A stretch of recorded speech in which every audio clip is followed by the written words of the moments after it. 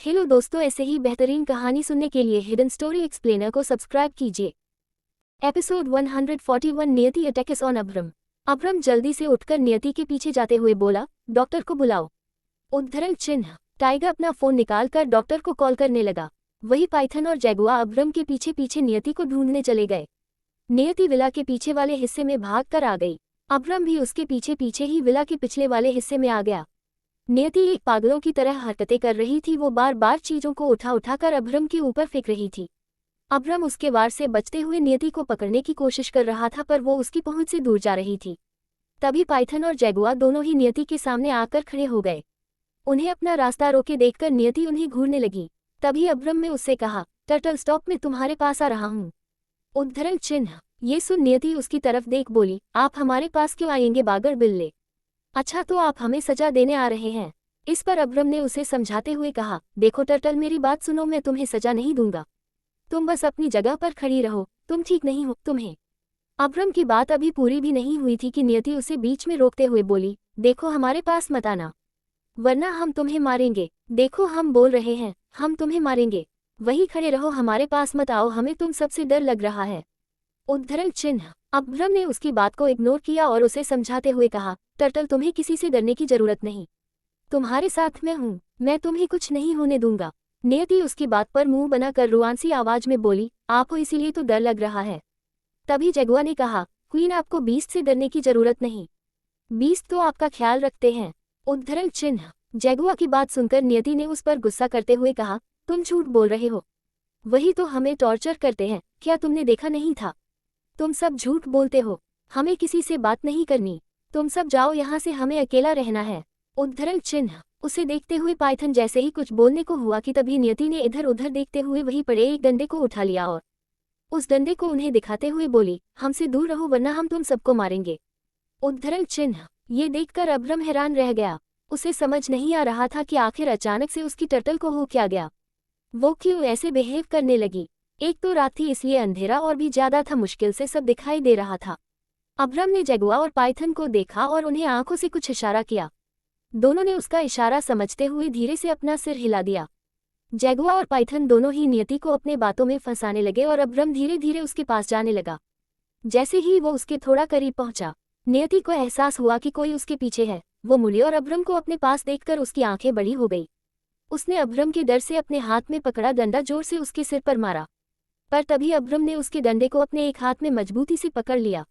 ये देखकर नियति ने अपनी पूरी ताकत लगाकर डंडा पीछे खींचने लगी, पर वो डंडा खींच नहीं पाया, इसलिए वो डंडा छोड़कर पीछे के रास्ते से गार्डन में भाग गई। उसे रात में गार्डन में जाते देखकर अब्रम ने तेज आवाज में कहा, जैगुआ, पाइथन, उसके पीछे जाओ, ढूंढो उसे। उद्धरण चिन्ह। दोनों तेजी से नियति के पीछे भागे, पर जैसे ही वो दोनों गार्डन में आए तो उन्हें नियति कहीं नहीं देखी। वो उनकी आंखों के सामने से ओझल हो गई थी। गार्डन में ज्यादा रोशनी नहीं थी और चारों तरफ अंधेरा फैला हुआ था। अब्रम भी गार्डन में आया और इतना अंधेरा देखकर वो चौंक गया। उसने जल्दी से अपना फोन निकाला और फ्लैशलाइट ऑन करके नियति को ढूंढने लगा। ये देखकर जैगुआ और पाइथन दोनों ने अपना फोन निकाला और फोन की फ्लैशलाइट में नियति को ढूंढने लगे। वो उसे आवाज देते हुए आगे बढ़ रहे थे, पर नियति उस अंधेरे में कहीं गुम हो गई थी। उसे न मिलते देखकर अब्रम ने गुस्से में अपनी मुट्ठी भींचकर कहा, टर्टल, वे आर यू? कहाँ चली गई तुम? टर्टल, सामने आओ, तुम्हें हुआ क्या है? क्यों तुम अचानक से ऐसे बिहेव करने लगी? तुमने खुद को कोई नुकसान पहुंचाया तो नहीं? तुम ऐसा नहीं कर सकती। टर्टल, कहाँ हो तुम? उद्धरण चिन्ह। खुद से बात करते हुए अब्रम की नजरें नियति को इधर उधर ढूंढ रही थी और उसके कदम आगे की तरफ बढ़ रहे थे। तभी फ्लैशलाइट की रोशनी में उसे नियति की ड्रेस का एक छोटा सा टुकड़ा पेड़ के खांचे में लटका हुआ दिखा। ये देखकर उसकी आईब्रो तन गई और उसने फ्लैशलाइट की रोशनी को पेड़ की जड़ से लेकर धीरे धीरे इसकी शाखा तक ले गया। जैसे ही उसने पेड़ की टहनी पर नियति को बैठे देखा तो वो हैरान रह गया। नियति पेड़ की टहनी पर बैठी हंसी जा रही थी और बार बार अपने पैरों को हिला रही थी। ये देखकर अब्रम उसके लिए घबरा गया और उसने जल्दी से कहा, टर्टल, तुम हिलो मत, तुम गिर जाओगी, शांति से बैठो, मैं अभी तुम्हारे पास आ रहा हूँ।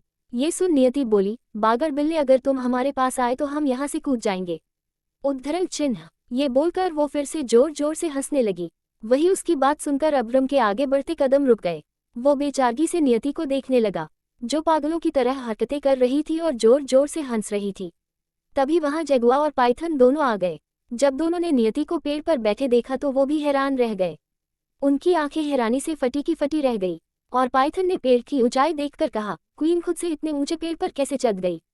उसकी बात पर जगुआ ने गुस्से में कहा, ये बात तो क्वीन के नीचे आने के बाद उनसे पूछ लेना, पर पहले उन्हें नीचे लाने के बारे में सोच। पाइथन ने उसे घूर कर देखा और नियति को देखते हुए कहा, क्वीन जिस तरह से बर्ताव कर रही है उन्हें देखकर ऐसा लग रहा है जैसे उनके ऊपर कोई भूत चढ़ गया है। उद्धरण चिन्ह। इस बात पर जगुआ ने उसे गुस्से में देखा और फिर नियति को देखा जो अभी भी पेड़ पर बैठी ऊंचपटांग की हरकतें करते हुए जोर जोर से हंसे जा रही थी। उसके बाल अब उसके चेहरे पर बिखर गए थे और उसके कपड़े भी गंदे हो गए थे। नियति के इस रूप को देखकर जगुआ ने डर का घूंट अपने गले से नीचे उतारा और धीरे से कहा, तू सही कह रहा है पाइथन, लगता है क्वीन पर किसी आत्मा का साया चढ़ गया है। उद्धरण चिन्ह। अब्रम दोनों से ज्यादा दूर नहीं था, इसलिए उसने दोनों की बात सुनी और उनकी बात सुनकर उसका गुस्सा और बढ़ गया। वो पीछे मुड़ा और दोनों को अपनी काली खूंखार आंखों से देखते हुए कहा, अपनी बकवास बंद करो और जाकर सीढ़ी लेकर आओ। उसकी डांट ने दोनों को इतना डरा दिया कि वो दोनों एक सेकंड भी वहां और नहीं रुके और सीढ़ी लेने चले गए। उनके जाते ही अब्रम ने नियति को समझाते हुए आराम से कहा, देखो टर्टल, नीचे आ जाओ, नहीं तो तुम्हें चोट लग जाएगी। उसे देखकर नियति स्माइल करते हुए बोली, चोट तो हमें अच्छी लग रही है, देखो हमें यहाँ चोट लगी पर हमें दर्द नहीं हो रहा, बल्कि हमें अच्छा लग रहा है। उद्धरण चिन्ह। ये कहते हुए उसने अपनी सारी चोटें अब्रम को दिखाई। वही उसकी बात सुनकर अब्रम फिर से हैरान रह गया। टर्टल ये क्या कह रही है, चोट उसे अच्छी लग रही है, पर क्यों? ऐसा तो सिर्फ उसके साथ ही होता है, चोट लगने पर दर्द तो उसे नहीं होता था, फिर ये आज टर्टल के साथ क्यों हुआ? उसे क्यों उसके जैसा फील हो रहा है? अब्रम नियति को देखते हुए मन ही मन खुद से बात कर रहा था। तभी नियति ने फिर से कहा, आप हमें टर्टल क्यों कहते हैं? क्या आपको हम जानवर लगते हैं? जानवर तो आप हैं आप। ये बोल वो जोर जोर से हंसने लगी। उसकी हंसी ने अब्रम का ध्यान उसकी ओर खींच लिया। तभी हंसते हुए नियति का बैलेंस बिगड़ा और वो अचानक पेड़ की टहनी से नीचे गिर गई। उसे नीचे गिरते देखकर अब्रम हवा की तेजी से आगे बढ़ा और नियति को अपनी बाहों में थाम लिया। नियति पेड़ की टहनी से सीधा उसकी बाहों में गिरी थी। उसने खुद को अब्रम की बाहों में देखकर हंसते हुए कहा, बागर बिल्ले, तुम तो बड़े चालक निकले, तुमने हमें गिरने से बचा लिया। उद्धरण चिन्ह। अब्रम ने उसे कुछ नहीं कहा और उसे अपनी बाहों में उठाए हुए ही अंदर जाने लगा। वही नियति उसकी बाहों में छटपटाते हुए उसके सीने पर मुक्का मारते हुए बोली, छोड़ो हमें बिलोटे, वरना हम तुम्हें मार डालेंगे। हमने कहा छोड़ो हमें, हम तुम्हारी जान ले लेंगे, छोड़ो हमें खड़ूस आदमी। उद्धरण चिन्ह। नियति चिल्ला रही थी पर अब्रम पर उसके किसी भी बात का कोई असर नहीं हो रहा था। वो चुपचाप नियति को मजबूती से पकड़े हुए उसे लेकर चले जा रहा था। ये देखकर नियति ने गुस्से में अब्रम की गर्दन पर अपने चूहे जैसे छोटे नुकीले दांतों को गड़ा दिया। नियति ने उसे पूरे फोर्स के साथ काटा था। उसके काटने से अब्रम को दर्द हो रहा था। उसकी आंखें और चेहरा दोनों अचानक से पत्थर की तरह कठोर हो गए और उसने अपने दांत को पीसते हुए नियति को और कसकर पकड़ लिया। वो दर्द को बर्दाश्त कर उसे लेकर विला के अंदर आ गया। तभी नियति ने सिर उठाकर उसे देखा और गुस्से में बोली, छोड़ो हमें, तुम्हें सुनाई नहीं देता क्या? हमने कहा छोड़ो हमें। उद्धरण चिन्ह। उसके बार बार कहने पर भी अब्रम ने उसे नहीं छोड़ा और उसे लेकर अपने रूम की तरफ जाने लगा। तभी नियति ने डाइनिंग टेबल के पास जाते हुए अपना एक हाथ बढ़ाकर फूड बाउल में रखा चाकू उठा लिया और चाकू से अब्रम के ऊपर वार किया। अब्रम ने सोचा भी नहीं था कि नियति उस पर चाकू से वार करेगी, इसलिए वो उसके वार से बच नहीं पाया और उसकी बाह पर एक गहरा कट लग गया। ये देखकर कुछ सेकंड के लिए अब्रम की पकड़ उस पर ढीली हो गई। इसी का फायदा उठाकर नियति उसकी गोद से उतरकर भागने लगी। अब्रम ने अपने जख्मों को इग्नोर कर नियति को देखा तो उसके हॉन्ट में चाकू देखकर उसने खुद से कहा, टर्टल कहीं खुद को हट ना कर ले, मुझे उसे रोकना होगा। उद्धरण चिन्ह। ये कहते हुए वो भी उसके पीछे भागा। नियति भागते हुए अपने रूम में आ गई थी। अब्रम भी उसके पीछे रूम में गया और रूम में जाते ही उसने जल्दी से रूम के डोर को अंदर से लॉक कर दिया। ये देखकर नियति उसे धमकी देते हुए बोली, दरवाजा खोलो वरना हम इससे खुद को मार डालेंगे। उद्धरण चिन्ह। ये सुनते ही अब्रम की आंखें बड़ी हो गई और उसने गुस्से में दांत पीसकर कहा, टर्टल तुम्हारा दिमाग खराब हो गया है, ये तुम क्या कह रही हो? नियति बोली, हमने कहा हम खुद को मार डालेंगे, आप दरवाजा खोलिए। उद्धरण चिन्ह। अब्रम ने उसके पास जाते हुए कहा, मैं दरवाजा नहीं खोलूंगा। उद्धरण चिन्ह। उसकी जिद देखकर नियति को गुस्सा आ गया और उसने अब्रम की आंखों में देखते हुए चाकू को अपने दूसरे हाथ की कलाई पर रख लिया। ये देखकर अब्रम उसे घूरते हुए बोला, डोंट डू दिस टर्टल, वरना मैं तुम्हें नहीं छोड़ूंगा। नियति ने कहा, हम जिंदा रहेंगे तभी आप हमें सजा देंगे ना, इसलिए आज हम खुद को ही मार डालेंगे। उद्धरण चिन्ह। ये कहकर वो जैसे ही अपनी कलाई काटने को हुई कि तभी अब्रम तेजी से आगे बढ़ा। उसे अपने पास आते देखकर नियति ने चाकू एकदम से अब्रम के सामने कर दिया और उसके हाथ में पकड़ा चाकू अब्रम के सीने में उतर गया। अब्रम के माथे पर हल्की सी शिकन आई तो वहीं नियति उसे देखकर हैरान रह गई। उसने जल्दी से चाकू छोड़ दिया और पीछे हटते हुए दीवार से लग गई। अब्रम ने उसकी आंखों में देखते हुए अपने सीने में घुसे चाकू को बाहर निकाला और चाकू फेंककर वो नियति के पास जाने लगा। उसे अपने पास आते देखकर नियति फिर से भागने लगी, पर तभी अब्रम ने उसका हाथ मजबूती से पकड़ लिया और उसे अपने पास खींचा। नियति खुद को संभाल नहीं पाई और उसके सीने से टकरा गई। अब्रम ने उसके दोनों हाथों को कसकर पकड़ते हुए उसे अपनी बाहों में भर लिया। नियति उसकी बाहों में छटपटा रही थी, पर अब्रम ने उसे नहीं छोड़ा, वो उसे पकड़े खड़ा रहा। तभी वहां टाइगर, जगुआ, पाइथन और डॉक्टर के साथ आ गया। अब्रम को अपने पास आते देखकर नियति फिर से भागने लगी, पर तभी अब्रम ने उसका हाथ मजबूती से पकड़ लिया और उसे अपने पास खींचा तो नियति खुद को संभाल नहीं पाए और उसके सीने से टकरा गई। अब्रम ने उसके दोनों हाथों को कसकर पकड़ते हुए उसे अपनी बाहों में भर लिया। नियति उसकी बाहों में छटपटा रही थी, पर अब्रम ने उसे नहीं छोड़ा, वो उसे पकड़े खड़ा रहा। जब नियति का छटपटाना बंद नहीं हुआ तो अब्रम ने उसे बेड पर धकेल दिया। वो जैसे ही उठने लगी तभी अब्रम ने उसके ऊपर आते हुए उसके दोनों हाथों को मजबूती से अपना हाथों में जकड़ लिया। नियति अभी भी उससे स्ट्रगल कर रही थी।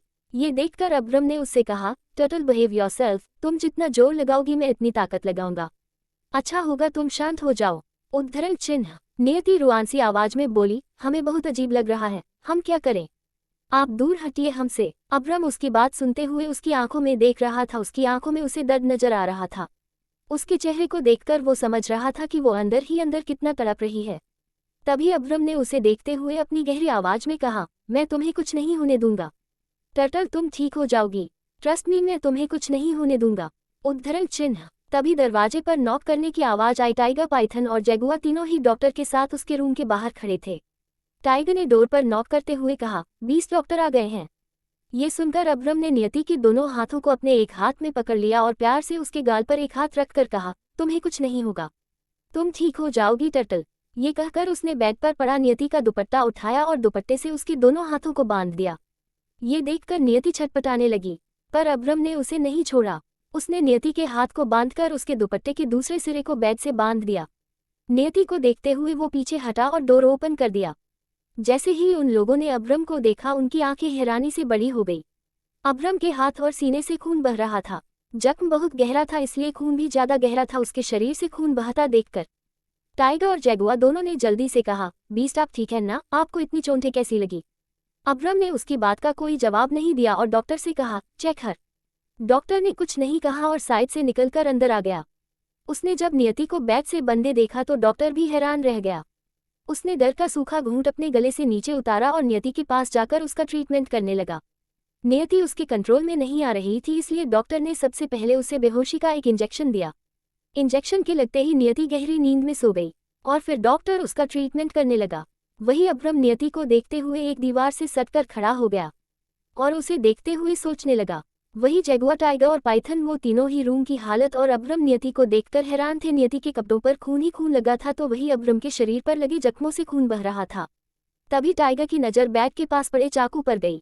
चाकू पर लगा खून देखकर उसे समझने में देर नहीं लगी कि वहां क्या हुआ होगा और तभी उसने धीरे से कहा, क्या क्वीन ने चाकू से बीस्ट पर अटैक किया है?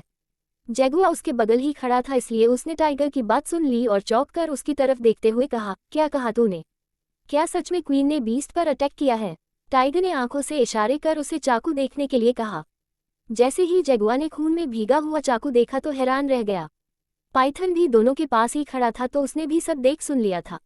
उसने एक नज़र अब्रम और फिर नियति को देखते हुए कहा, ये अचानक से क्वीन को हो क्या गया? क्या सच में क्वीन ने बीस्ट पर चाकू से अटैक किया है? पर जो देख रहा है उससे तो यही लग रहा है, कहीं सच में क्वीन पर किसी आत्मा का साया तो नहीं? उद्धरण चिन्ह। जहां जगुआ, पाइथन और टाइगर के मन में ये सब चल रहा था तो वही अब्रम नियति को देखते हुए कुछ और ही सोच रहा था। उसकी नजरें एकटक बिना पल के झपकाए नियति के मासूम चेहरे पर डेरा डाले हुई थी। उसने नियति को देखते हुए खुद से ही मन में कहा, मैंने जो आज टर्टल की आंखों में बेचैनी देखी है, वैसी बेचैनी तो मुझे तब हुई थी जब पहली बार मैंने खुद को हट किया था। जो आज टर्टल ने किया वो सब मैं कर चुका हूँ। ऐसा कैसे हो सकता है? टर्टल मेरी तरह बिहेव कैसे कर सकती है? उसे अचानक से हो क्या गया था?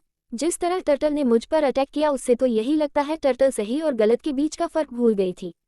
उसकी सोचने समझने की शक्ति कम हो गई थी। पर टर्टल के साथ ऐसा क्यों हुआ? ऐसा तो मेरे साथ होता आया है, फिर ये सब कैसे उसके साथ हुआ? मुझे पता करना होगा आखिर टर्टल के इस तरह का बिहेव करने के पीछे की वजह क्या है।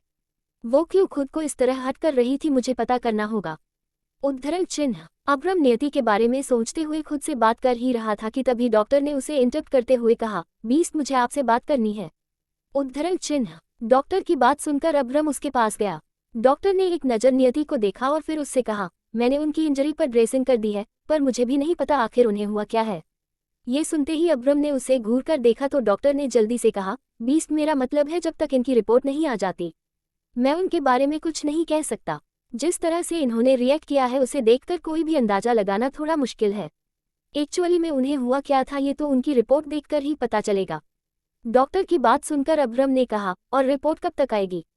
डॉक्टर ने कहा, कल सुबह तक। मैंने उनके ब्लड सैंपल ले लिए हैं, मैं टेस्ट के लिए उनके ब्लड सैंपल को लेकर हॉस्पिटल जा रहा हूँ। उद्धरण चिन्ह। उसकी बात सुनकर अब्रम ने उसे जाने का इशारा किया तो डॉक्टर जाने लगा। उसे जाते देखकर टाइगर ने जल्दी से डॉक्टर को रोकते हुए कहा, 1 मिनट डॉक्टर बिरला। ये सुनकर डॉक्टर बिरला रुक गए। टाइगर ने उनके पास जाते हुए कहा, आप अभी नहीं जा सकते। डॉक्टर ने पूछा, क्यों, क्या हुआ टाइगर? मैंने उनका ब्लड सैंपल ले लिया है और उनके इंजरी पर ड्रेसिंग भी कर दी है। बीस्ट ने भी कहा है मैं जा सकता हूँ। फिर तुम क्यों मुझे जाने से रोक रहे हो? इस बात पर जगुआ ने डॉक्टर से कहा, क्योंकि आपको अभी बीस्ट को भी देखना है, उनका ट्रीटमेंट भी आपको करना है। बीस्ट घायल है डॉक्टर बिरला।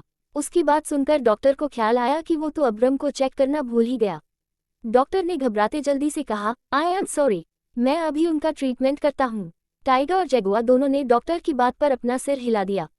वही डॉक्टर अब्रम के पास गया और डरते हुए बोला, बीस्ट आप इंजर्ड हुए हैं, आप प्लीज बैठ जाए, मैं आपकी इंजरी पर ड्रेसिंग कर देता हूँ। उसकी बात सुनकर भी अब्रम चुपचाप खड़ा नियति को देख रहा था।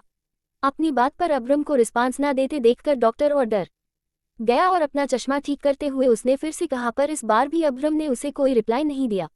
ये देखकर डॉक्टर ने उससे थोड़ी दूरी पर खड़े पाइथन को देखा।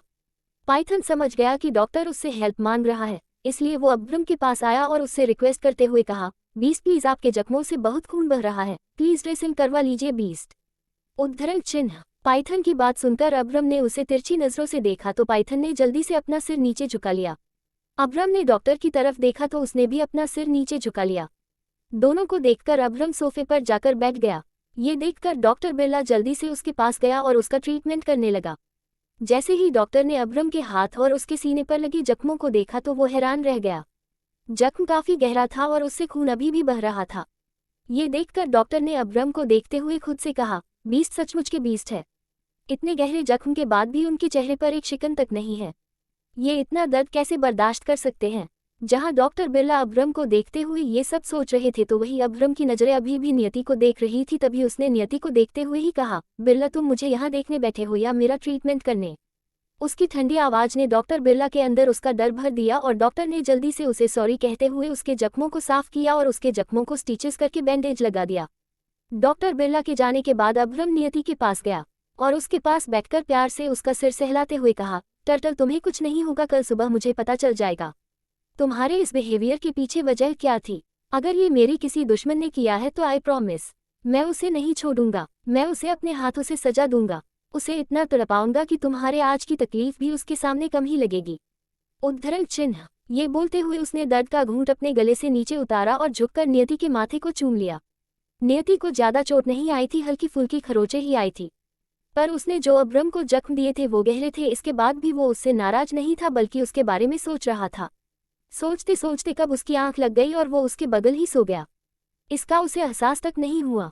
अगली सुबह अब्रम की आंख फोन की रिंग सुनकर खुली। उसका फोन कंटिन्यूअसली रिंग हो रहा था। अब्रम ने टेबल पर रखे अपने फोन को उठाया और बैग के सिरहाने बैठते हुए उसने कॉल रिसीव कर फोन कान पर लगाया। जैसे ही उसने कॉल के दूसरी तरफ बोल रहे शख्स की बात सुनी उसकी भौहें तन गई। उसने अपनी अर्थ खुली आंखों को पूरा खोला और गुस्से में कॉल पर कहा, ये कैसे हुआ?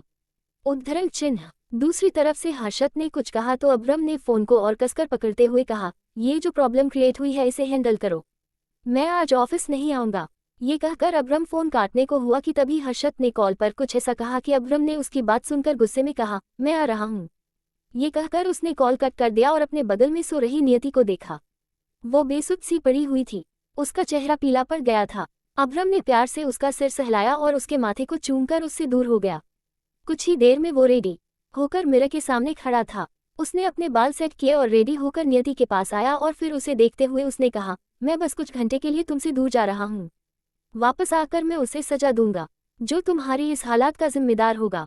बस एक बार तुम्हारी रिपोर्ट आ जाए और मुझे पता चल जाए तुम्हारे साथ हुआ क्या है। उद्धरण चिन्ह। नियति के पास बैठा और उसके हाथ को ठीक कर उसने नियति के गाल पर किस किया और उसे बाय बोलकर चला गया। अब्रम ने प्यार से उसका सिर सहलाया और उसके माथे को चूमकर उससे दूर हो गया। कुछ ही देर में वो रेडी होकर मिरर के सामने खड़ा था। उसने अपने बाल सेट किए और रेडी होकर नियति के पास आया और फिर उसे देखते हुए उसने कहा, मैं बस कुछ घंटे के लिए तुमसे दूर जा रहा हूँ। वापस आकर मैं उसे सजा दूंगा। जो तुम्हारी इस हालात का जिम्मेदार होगा। बस एक बार तुम्हारी रिपोर्ट आ जाए और मुझे पता चल जाए तुम्हारे साथ हुआ क्या है। उद्धरण चिन्ह। ये बोल वो नियति के पास बैठा और उसके हाथ को ठीक कर उसने नियति के गाल पर किस किया और उसे बाय बोलकर चला गया। अब्रम रूम से निकलकर हॉल में आया तो वहां टाइगर और जगुआ पहले से ही बैठे थे। दोनों ने जैसे ही अब्रम को देखा वो उठकर खड़े हो गए। अब्रम ने जगुआ की तरफ देखकर कहा, मैं ऑफिस आ रहा हूँ। मेरे वापस आने तक टर्टल की रिस्पॉन्सिबिलिटी तुम्हारी है। जगुआ ने सिर हिलाते हुए कहा, आप आराम से जाए, बीस्ट क्वीन का ख्याल हम रख लेंगे। उद्धरण चिन्ह। अब्रम ने आगे कुछ नहीं कहा और दोनों को एक नज़र देखकर चला गया। उसके जाते ही टाइगर और जगुआ दोनों ने खुलकर सांस ली और टाइगर ने अपनी जगह पर बैठते हुए कहा, बीस्ट अभी भी मुझसे नाराज है।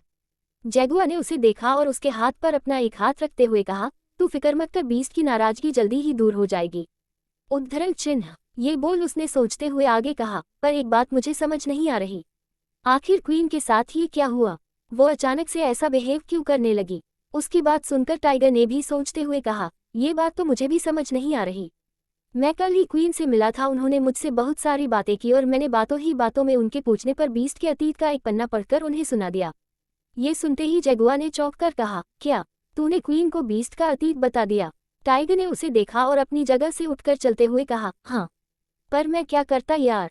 क्वीन ने मुझे खुद को टॉर्चर करते हुए देख लिया था, वो बहुत डर गई थी। उनके बहुत सारे सवाल थे, वो जानना चाहती थी आखिर हम सब ऐसा क्यों करते हैं, हम सब खुद को टॉर्चर क्यों करते हैं। और तभी मैंने क्वीन को बीस्ट के बारे में बता दिया। उसकी पूरी बात सुनकर जगुआ ने उठते हुए कहा, टाइगर तू इतनी बड़ी गलती कैसे कर सकता है? तू जानता है ना, हम में से किसी को भी उनके अतीत के बारे में बात करने की परमिशन नहीं है।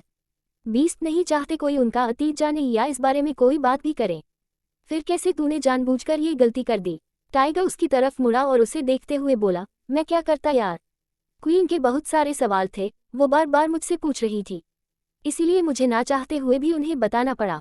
जगुआ ने उसके कंधे पर हाथ रखकर कहा, चल अब ज्यादा मत सोच, जो होना था हो गया।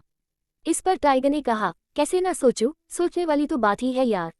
कल जिस तरह से क्वीन रिएक्ट कर रही थी उसे देखकर तुझे कुछ याद नहीं आया? उसके बातों का इशारा समझते हुए जगुआ ने कहा, मैं समझ रहा हूं तू क्या कहने की कोशिश कर रहा है, पर तू खुद सोच, ये कैसे हो सकता है? क्वीन बीस्ट के साथ रहती हैं, पर अचानक से उनका बीस्ट की तरह रिएक्ट करना। उसकी बात पर टाइगर कुछ कहता कि तभी कुछ गिरने की आवाज आए और दोनों ने एक साथ चौंककर अब्रम के रूम की तरफ देखा। आवाज उसके रूम से ही आई थी। आवाज सुनकर दोनों ने एक दूसरे को देखा और तेजी से रूम की तरफ भागे। वो दोनों जैसे ही रूम में अंदर पहुंचे तो देखा नियति बैग के क्राउन से सटकर बैठी थी और हाथ बढ़ाकर टेबल पर रखे पानी के जग को पकड़ने की कोशिश कर रही थी। उसके हाथ से लगकर टेबल पर रखा गिलास फर्श पर गिर गया था और टूटकर 100 टुकड़ों में बिखरा हुआ था। नियति को देखकर दोनों ही जल्दी से उसके पास गए और जगुआ बैठकर कांच के टुकड़ों को चुनने लगा। वही टाइगर ने जल्दी से पानी का जग उठाते हुए कहा, क्वीन आप रहने दीजिए, मैं आपको देता हूँ। दिया। उसने गिलास में पानी सर्व किया और नियति को गिलास पकड़ा। नियति पानी पीकर गिलास उसे देते हुए बोली, हमारा सिर भारी क्यों है? हमारे सिर में इतना दर्द क्यों हो रहा है? बागर बिल्ला कहाँ है? जब हम उठे तो वो हमें रूम में नहीं दिखे, क्या वो बाहर है? उसके सवाल सुनकर टाइगर और जगुआ दोनों एक दूसरे को देखने लगे और फिर जल्दी से टाइगर ने कहा, क्वीन बीस्ट को एक अर्जेंट काम आ गया था, इसलिए वो ऑफिस गए हैं। उद्धरण चिन्ह। जगुआ ने भी उसका साथ देते हुए मुस्कुरा कर कहा, क्वीन आप रेस्ट करिए, कुछ चाहिए होगा तो हमसे कहना, हम यही आपके रूम के बाहर खड़े हैं। ये कहकर जगुआ और टाइगर दोनों जाने लगे। तभी नियति ने उन्हें रोकते हुए कहा, 1 मिनट रुकिए जरा, हमें आप दोनों से कुछ बात करनी है। उसकी बात सुनकर दोनों रुक गए और उसके पास आकर जगुआ ने कहा, बोलिए क्वीन, क्या बात करनी है आपको हमसे? उसके पूछने पर नियति ने कहा, ये सब क्या है और हमारे कपड़ों पर ये खून किसका लगा है? हमें ये सब चोटें कब आई? बोलते हुए उसने दोनों हाथों से अपना सिर पकड़ लिया और आगे बोली, हमारे सिर में इतना दर्द क्यों हो रहा है? ये सुनकर जगुआ और टाइगर दोनों ने एक बार फिर एक दूसरे को देखा और टाइगर ने आराम से कहा, क्वीन कल जो भी हुआ था, क्या उसके बारे में आपको थोड़ा सा भी याद नहीं? नियति ने उन्हें देखते हुए नामे सिर हिला दिया। ये देखकर जगुआ ने उससे कहा, क्वीन कोई बात नहीं, अगर आपको याद नहीं तो आप आराम करिए, जब बीस्ट आएंगे तो आप उनसे ही पूछ लेना। उद्धरण चिन्ह। ये बोल वो जैसे ही जाने के लिए मुड़ा कि नियति ने उसे फिर से रोकते हुए कहा, हमें अभी जानना है, बताए हमें ये सब क्या है और ये हमारे कपड़ों पर खून किसका लगा है, प्लीज भैया बताए हमें। उद्धरण चिन्ह। उसकी जिद देखकर टाइगर और जैगुआर दोनों ही कंफ्यूज हो गए। उन्हें समझ नहीं आ रहा था कि वो नियति को सच कैसे बताएं, पर नियति उन्हें बार बार फोर्स कर रही थी और फिर उसकी जिद से हार कर दोनों ने एक एक कर उसे कल रात की सारी बातें बताई। उनकी बात सुनते ही नियति हैरान रह गई और अपने कपड़ों पर लगे खून को देखकर घबराते हुए बोली, क्या ये खून उनका है? हमने उनके ऊपर अटैक किया, हमने उन्हें नुकसान पहुंचाया, हम ऐसा कैसे कर सकते हैं? हम उन्हें नुकसान कैसे पहुंचा सकते हैं? नहीं, हम उन्हें नुकसान नहीं पहुंचा सकते, हम उन्हें घायल नहीं कर सकते। उद्धरण चिन्ह। बोलते हुए नियति की आंखों में आंसू आ गए थे और वो रोने लगी थी। उसे रोते देखकर टाइगर ने उसे समझाते हुए कहा, क्वीन ये आप क्या कर रही है, प्लीज रोइए मत। आपने जो भी किया वो होश में रहकर नहीं किया। अगर आपको थोड़ा सा भी अंदाजा होता कि आप बीस्ट को हर्ट कर रही हैं तो आप उन्हें हर्ट कभी नहीं करती। क्वीन आपने जो भी किया अनजाने में किया। उद्धरण चिन्ह। उसकी बात पर नियति रोते हुए बोली, ये आप क्या कह रहे हैं भैया? हम इतना सब कुछ अनजाने में कैसे कर सकते हैं? हमें तो अभी भी समझ नहीं आ रहा कि आप दोनों की कही बातों पर हम कैसे यकीन करें। हमें इस बारे में कुछ याद नहीं। उद्धरण चिन्ह। ये बोल नियति अपना सिर पकड़कर रोने लगी। उसे रोते देखकर जैगुआर ने उसे समझाया, पर उसके समझाने का नियति पर कोई असर नहीं हुआ और वो रोती रही। उसे इतना रोते देखकर अब दोनों को समझ नहीं आ रहा था कि वो उसे कैसे समझाए। तभी डॉक्टर बिरला रिपोर्ट लेकर आ गए। डॉक्टर को देखते नियति चुप हो गई और अपने आंसू पोंछते हुए डॉक्टर को देखने लगी। वही डॉक्टर बिरला ने टाइगर और जैगुआर दोनों को देखते हुए पूछा, बीस्ट कहाँ है? रिपोर्ट आ गई है, मुझे उन्हें रिपोर्ट के बारे में बताना है। टाइगर ने डॉक्टर बिरला से कहा, बीस्ट एक अर्जेंट काम से बाहर गए हैं, उन्हें आने में थोड़ा समय लगेगा। लाइए आप ये रिपोर्ट मुझे दीजिए और आपको जो भी कहना है हमसे कहिए, हम बीस्ट को बता देंगे। उद्धरण चिन्ह। उसकी बात सुनकर डॉक्टर ने रिपोर्ट को और कसकर पकड़ते हुए कहा, नहीं, रिपोर्ट के बारे में मैं सिर्फ बीस्ट को ही बताऊंगा। जब तक वो नहीं आ जाते मैं यही उनका इंतजार करूंगा। आज से पहले डॉक्टर बिरला ने कभी इस तरह की जिद नहीं की थी। उनकी जिद देखकर टाइगर और जैगुआर दोनों एक दूसरे की शक्ल देखने लगे और जैसे ही जैगुआर डॉक्टर बिरला से कुछ कहने को हुआ कि उससे पहले ही नियति ने कहा, प्लीज डॉक्टर हमें बताए, हमें क्या हुआ था, हमने इस तरह रिएक्ट क्यों किया, क्या हमें कोई दिमागी बीमारी हुई है? उसकी बात सुनकर डॉक्टर ने जल्दी से उसे समझाते हुए कहा, नहीं मिसेज चौहान, आपको कोई बीमारी नहीं हुई है, आप मेंटली एकदम फिट है, आपको कोई मेंटली बीमारी नहीं है, नहीं आपको कोई फिजिकली बीमारी है। उद्धरण चिन्ह। इस पर नियति ने भारी गले से पूछा, फिर जो कुछ भी कल रात हुआ वो क्यों हुआ? हमने इस तरह बिहेव क्यों किया? आखिर इसके पीछे वजह क्या थी? अगर हमें कोई बीमारी नहीं है तो हमने वो सब क्यों किया? डॉक्टर बिरला ने गहरी सांस ली और उसे समझाते हुए कहा, मिसेज चौहान, आपने कल रात जो भी किया उसके पीछे एक वजह है और वो वजह मैं आपको नहीं बता सकता, वो मैं बीस्ट को ही बताऊंगा। उद्धरण चिन्ह। ये सुनते ही नियति भीगी आंखों से उसे देखने लगी और जल्दी से अपने आंसू पोंछकर उससे बोली, प्लीज डॉक्टर हमें बताइए, हमें हुआ क्या है, इस रिपोर्ट में क्या लिखा है, ये जानने का हमारा पूरा हक है, प्लीज डॉक्टर हमें बताइए। डॉक्टर ने कहा, क्वीन रिपोर्ट में जो भी लिखा है वो जानने का आपका पूरा हक है, पर आपसे पहले इस बारे में बीस्ट को जानना होगा। नियति बार बार ना सुनकर चिढ़ गई थी और वो फ्रस्ट्रेशन में चिल्लाते हुए जोर से बोली, जब वो यहाँ नहीं है तो आप उन्हें कैसे बताएंगे? हम में से किसी को नहीं पता वो कब वापस आएंगे, तो आप हमें ही क्यों नहीं बता देते? हमारी रिपोर्ट में क्या लिखा है हम जानना चाहते हैं, प्लीज बताएं हमें, क्या लिखा है हमारी रिपोर्ट में? नियति को गुस्सा करते देखकर डॉक्टर बिरला डर गया था। उसने अपना चश्मा ठीक किया और एक नज़र टाइगर और जैगुआर को देखा। दोनों ने उसे आंखों से इशारे कर रिपोर्ट नियति को सुनाने के लिए कहा, तो डॉक्टर बिरला ने उनके इशारे को समझते हुए उनसे कहा, आप दोनों के कहने पर मैं ये रिपोर्ट मिसेज चौहान को सुनाने जा रहा हूँ, पर अगर बीस्ट ने कुछ कहा तो डोंट वरी, हम देख लेंगे, आपसे कोई सवाल नहीं करेगा। टाइगर ने बीच में ही कहा तो उसकी बात सुनकर डॉक्टर बिरला को थोड़ी तसल्ली हुई। डॉक्टर बिरला ने नियति से सवाल किया, क्वीन क्या आप पिछले कुछ दिनों से किसी भी तरह की कोई मेडिसिन ले रही हैं? ये सुनकर तितली उसे हैरानी से देखते हुए बोली, हम क्यों कोई मेडिसिन लेंगे, हम तो एकदम फिट हैं। डॉक्टर बोला, हम तो क्या कल रात आपने कोई ड्रग्स या मेडिसिन ली थी, सिर दर्द, पेट दर्द या किसी और वजह से? नियति ने ना में सिर हिलाते हुए कहा, नहीं डॉक्टर साहब, हम तो किसी भी तरह की दवाई नहीं खाते। डॉक्टर ने उसकी बात सुन कुछ सोचते हुए रिपोर्ट खोली और पढ़ने लगा। उसने पूरी रिपोर्ट पढ़कर नियति को देखते हुए उससे कहा, इसका मतलब मेरा शक सही निकला, क्वीन आपको ड्रग्स का हाई डोज दिया गया है कल रात। ये सुनते ही सब हैरान रह गए। वहीं नियति अपनी आंखें बड़ी कर डॉक्टर को देखते हुए बोली, क्या ड्रग्स? डॉक्टर ने उसे देखते हुए कहा, हाँ ड्रग्स, आपको कल रात किसी ने ड्रग्स दिया था, कल जो आपने किया, ये सब उसी की वजह से हुआ है। ये सुन नियति सोच में पड़ गई तो वही टाइगर और जगुआ दोनों ने एक दूसरे की तरफ देखा। वो दोनों भी इस बात पर यकीन नहीं कर पा रहे थे। उन्हें समझ नहीं आ रहा था कि आखिर किसमें इतनी हिम्मत आ गई कि वो इतनी सिक्योरिटी को चकमा देकर विला में घुसकर उनकी क्वीन को ड्रग्स दे गया और किसी ने उसे देखा तक नहीं। दोनों के दिमाग में यही बात चल रही थी। तभी नियति ने हैरानी के साथ कहा, डॉक्टर आपको कोई गलतफहमी हुई है, हम ड्रग्स नहीं लेते। हमें तो पता भी नहीं ड्रग्स होता क्या है। उसकी बात पर डॉक्टर ने कहा, मिसेज चौहान आपने अगर ये ड्रग्स आपने खुद से नहीं लिया है तो आपको किसी ने जानबूझकर दिया है। उद्धरण चिन्ह। ये सुनकर नियति फिर से हैरान रह गई और वो अपने माथे पर सिलटे पटक कर बोली, हमें ड्रग्स कौन देगा? यहाँ तो सब अपने हैं, फिर हमारे साथ ऐसा किसने किया? बोलते हुए वो सोच रही थी वही डॉक्टर बिरला ने टाइगर और जगुआ की तरफ देखते हुए कहा, एक और बात है। ये सुन दोनों ने एक साथ कहा, कौन सी बात? ये सुनकर नियति फिर से हैरान रह गई और वो अपने माथे पर सिलटे पटक कर बोली, हमें ड्रग्स कौन देगा? यहाँ तो सब अपने हैं, फिर हमारे साथ ऐसा कौन करेगा? बोलते हुए वो सोच रही थी वही डॉक्टर बिरला ने टाइगर और जगुआ की तरफ देखते हुए कहा, एक और बात है। ये सुन दोनों ने एक साथ कहा, कौन सी बात? डॉक्टर बिरला की बात सुनकर नियति भी उन्हें सवालिया नजरों से देखने लगी थी। वही डॉक्टर बिरला ने एक नज़र सभी के चेहरे को देखा और फिर अपने हाथ में पकड़ी दूसरी रिपोर्ट को देखते हुए उन्होंने कहा, कल रात मैंने बीस्ट के सैंपल भी लिए थे। ये उन्हीं की टेस्ट रिपोर्ट है। जो ड्रग्स मिसेज चौहान के ब्लड में पाया गया है उसके कुछ सिम्टम्स बीस्ट के ब्लड में भी पाया गए हैं। बोलते हुए डॉक्टर बिरला ने उन्हें देखा तो उन सभी के चेहरे का रंग उड़ चुका था। टाइगर और जगुआ दोनों उन्हें हैरानी से देख रहे थे तो वही नियति उनकी बात सुनकर समझने की कोशिश कर रही थी कि आखिर ये कैसे हो सकता है। उनके बीच एक अजीब सी शांति छा गई थी और सबके दिमाग में एक ही बात चल रही थी। तभी अचानक से टाइगर ने कहा, इसका मतलब अटैक बीस्ट पर हुआ था, क्वीन पर नहीं। वो ड्रग बीस्ट के लिए था पर गलती से उस ड्रग्स का शिकार क्वीन हो गई। उद्धरण चिन्ह। उसकी बात पर डॉक्टर बिरला ने सिर हिलाया। तभी जगुआ ने उनसे पूछा, मुझे एक बात बताए डॉक्टर बिरला, बीस्ट की रिपोर्ट में और क्वीन की रिपोर्ट में कुछ तो डिफरेंस होगा, थोड़ा सा भी? उद्धरण चिन्ह। उसके पूछने पर डॉक्टर ने कहा, हाँ है डिफरेंस। सिर्फ इतना है कि मिसेज चौहान के ब्लड में ड्रग्स का हैवी डोज पाया गया है और बीस्ट के ब्लड में इसके बस कुछ सिम्टम्स पाए गए हैं जिसके बेसिस पर हम ये अनुमान लगा सकते हैं। उद्धरण चिन्ह। डॉक्टर ने अपनी बात पूरी भी नहीं की थी कि टाइगर ने उन्हें बीच में ही रोकते हुए पूछा, कैसा अनुमान? डॉक्टर बिरला ने अपना चश्मा ठीक किया और उसे देखते हुए कहा, यही कि ड्रग्स बीस्ट को बहुत टाइम पहले दिया गया था।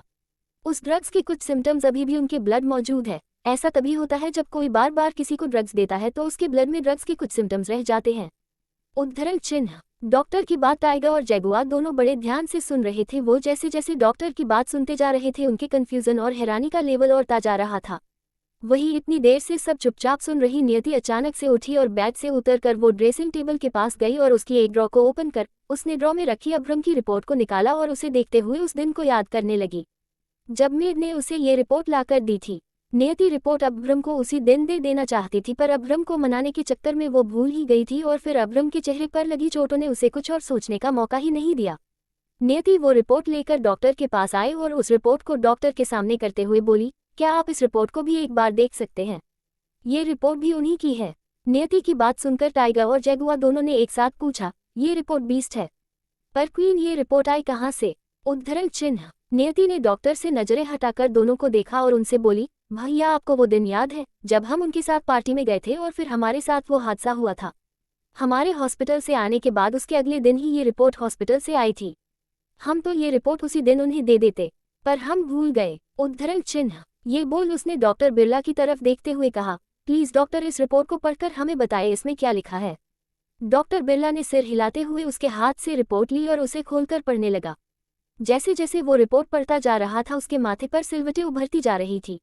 उसके चेहरे के बदलते रंग को देखकर टाइगर और जगुआ दोनों ही और भी गहरी नजरों से डॉक्टर बिरला को देखने लगे। जब टाइगर से रहा नहीं गया तो उसने डॉक्टर बिरला को बीच में इंटरप्ट करते हुए उनसे पूछा, डॉक्टर बिरला प्लीज बताइए रिपोर्ट में क्या लिखा है? उसका साथ देते हुए जगुआ ने भी पूछा, ऐसा क्या लिखा है रिपोर्ट में, प्लीज बताइए। डॉक्टर बिरला ने रिपोर्ट पढ़कर उसे फोल्ड करते हुए दोनों को देखा और फिर नियति को देखते हुए कहा, मिसेज चौहान इस रिपोर्ट को आए हुए कितना टाइम हो गया है? डॉक्टर की बात सुनकर नियति ने एक नज़र टाइगर और जगुआ को देखा और उनसे कहा, 1 महीना हो गया है। उद्धरण चिन्ह। ये सुनकर डॉक्टर ने टाइगर और जगुआ से कहा, इस रिपोर्ट में भी बीस्ट के ब्लड में उसी ड्रग्स के सिम्टम हैं। ये सुनते ही टाइगर ने सोचते हुए कहा, इसका मतलब कोई बहुत पहले से ही बीस्ट को ये ड्रग देता आ रहा है। इस पर जगुआ ने कहा, पर यह कैसे हो सकता है? हम सबके रहते हैं, कोई बीस्ट को ड्रग्स कैसे दे सकता है और हमें इस बारे में कभी पता क्यों नहीं चला? इस बारे में बीस्ट को कुछ पता होगा। बोलते हुए उसने टाइगर को देखा तो उसने सिर हिलाते हुए कहा, मुझे नहीं लगता कि बीस्ट खुद से कोई ड्रग्स लेते हैं या इस बारे में बीस्ट को पता भी है। ये कहकर उसने डॉक्टर बिरला से पूछा, डॉक्टर बिरला आप ये बताइए ये ड्रग्स बॉडी में कितने तरीकों से इंजेक्ट किया जा सकता है? डॉक्टर बिरला ने कहा, तरीका तो बहुत है पर। इसके आगे डॉक्टर बिरला कुछ कहते उससे पहले ही वहां अब्रम आ गया। अब्रम की प्रेजेंस ने सबका ध्यान उसकी ओर खींच लिया। वो सभी उसे देखते ही चुपचाप सिर झुकाकर उसके सामने किसी मुजरिम की तरह खड़े हो गए। अब्रम सबको घूरते हुए नियति के पास आया और उसे देखते हुए अपने कठोर शब्दों में कहा, एवरीवन आउट राइट नाउ। ये सुनते ही डॉक्टर बिरला, टाइगर और जैगुआ बिना कुछ कहे चुपचाप वहां से चले गए। उनके जाते ही अब्रम ने नियति के पास आकर उसके चेहरे को अपने हाथों में भरा और प्यार से उसे देखते हुए कहा, तुम अब ठीक हो टर्टल?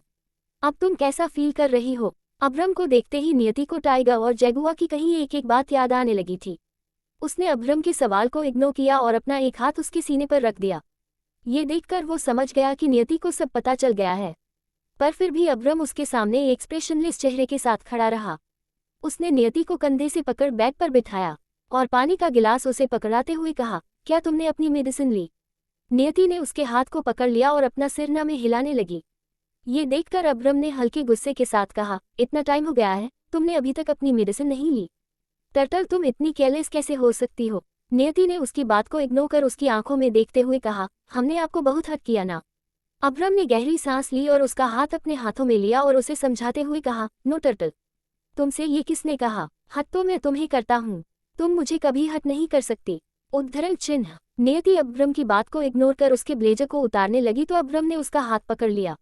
नियति ने नाराजगी से उसे देखा तो अब्रम की पकड़ खुद ब खुद उसके हाथ पर ढीली हो गई और वो उसके ब्लेजर को उतार कर उसकी शर्ट का बटन खोलने लगी। ये करते हुए उसकी आंखों में आंसू भर आए थे।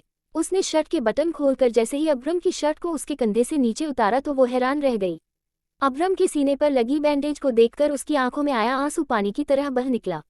उसने धीरे से अब्रम के जख्म पर अपना हाथ रखते हुए कहा, बहुत दर्द हो रहा होगा ना आपको? हमने आपको बहुत तकलीफ दी है ना? ये कहते हुए उसकी आवाज भारी हो गई थी और उसके आंसू और भी तेजी से बहने लगे थे। वही अब्रम ने उसे देखते हुए सिर हिलाकर कहा, नहीं मुझे दर्द नहीं हो रहा, मैं ठीक हूँ। और फिर अपने सख्त हाथों को उसके गाल पर रख उसके आंसुओं को पोंछते हुए कहा, टर्टल ये बिन मौसम बरसात मुझे पसंद नहीं है। इन्हें कोई हक नहीं है कि ये मेरी मर्जी के बिना बरसने लगे। ये सिर्फ तब तुम्हारी आंखों में डेरा डालेंगे जब मैं चाहूंगा। मेरी मर्जी के बिना अगर ये तुम्हारी आंखों में आए तो इन्हें उसकी कीमत चुकानी होगी। उद्धरण चिन्ह। अब्रम के शब्द थे या आग में दहकते अंगारे, जिसे सुनते ही नियति का शरीर कांप उठा और वो जल्दी से चुप हो गई। पर उसका सुबकना अभी भी जारी था। उसे हिचकियां आ रही थी और उसका शरीर कांप रहा था। ये देखकर उसे क्लैम करने के लिए अब्रम ने उसे अपनी बाहों में भरते हुए उसे अपने सीने में छुपा लिया। नियति ने उसे कसकर पकड़ लिया और उसके सीने में अपना चेहरा छुपाते हुए उसने अब्रम के जख्मों को अपने होठों से छू लिया।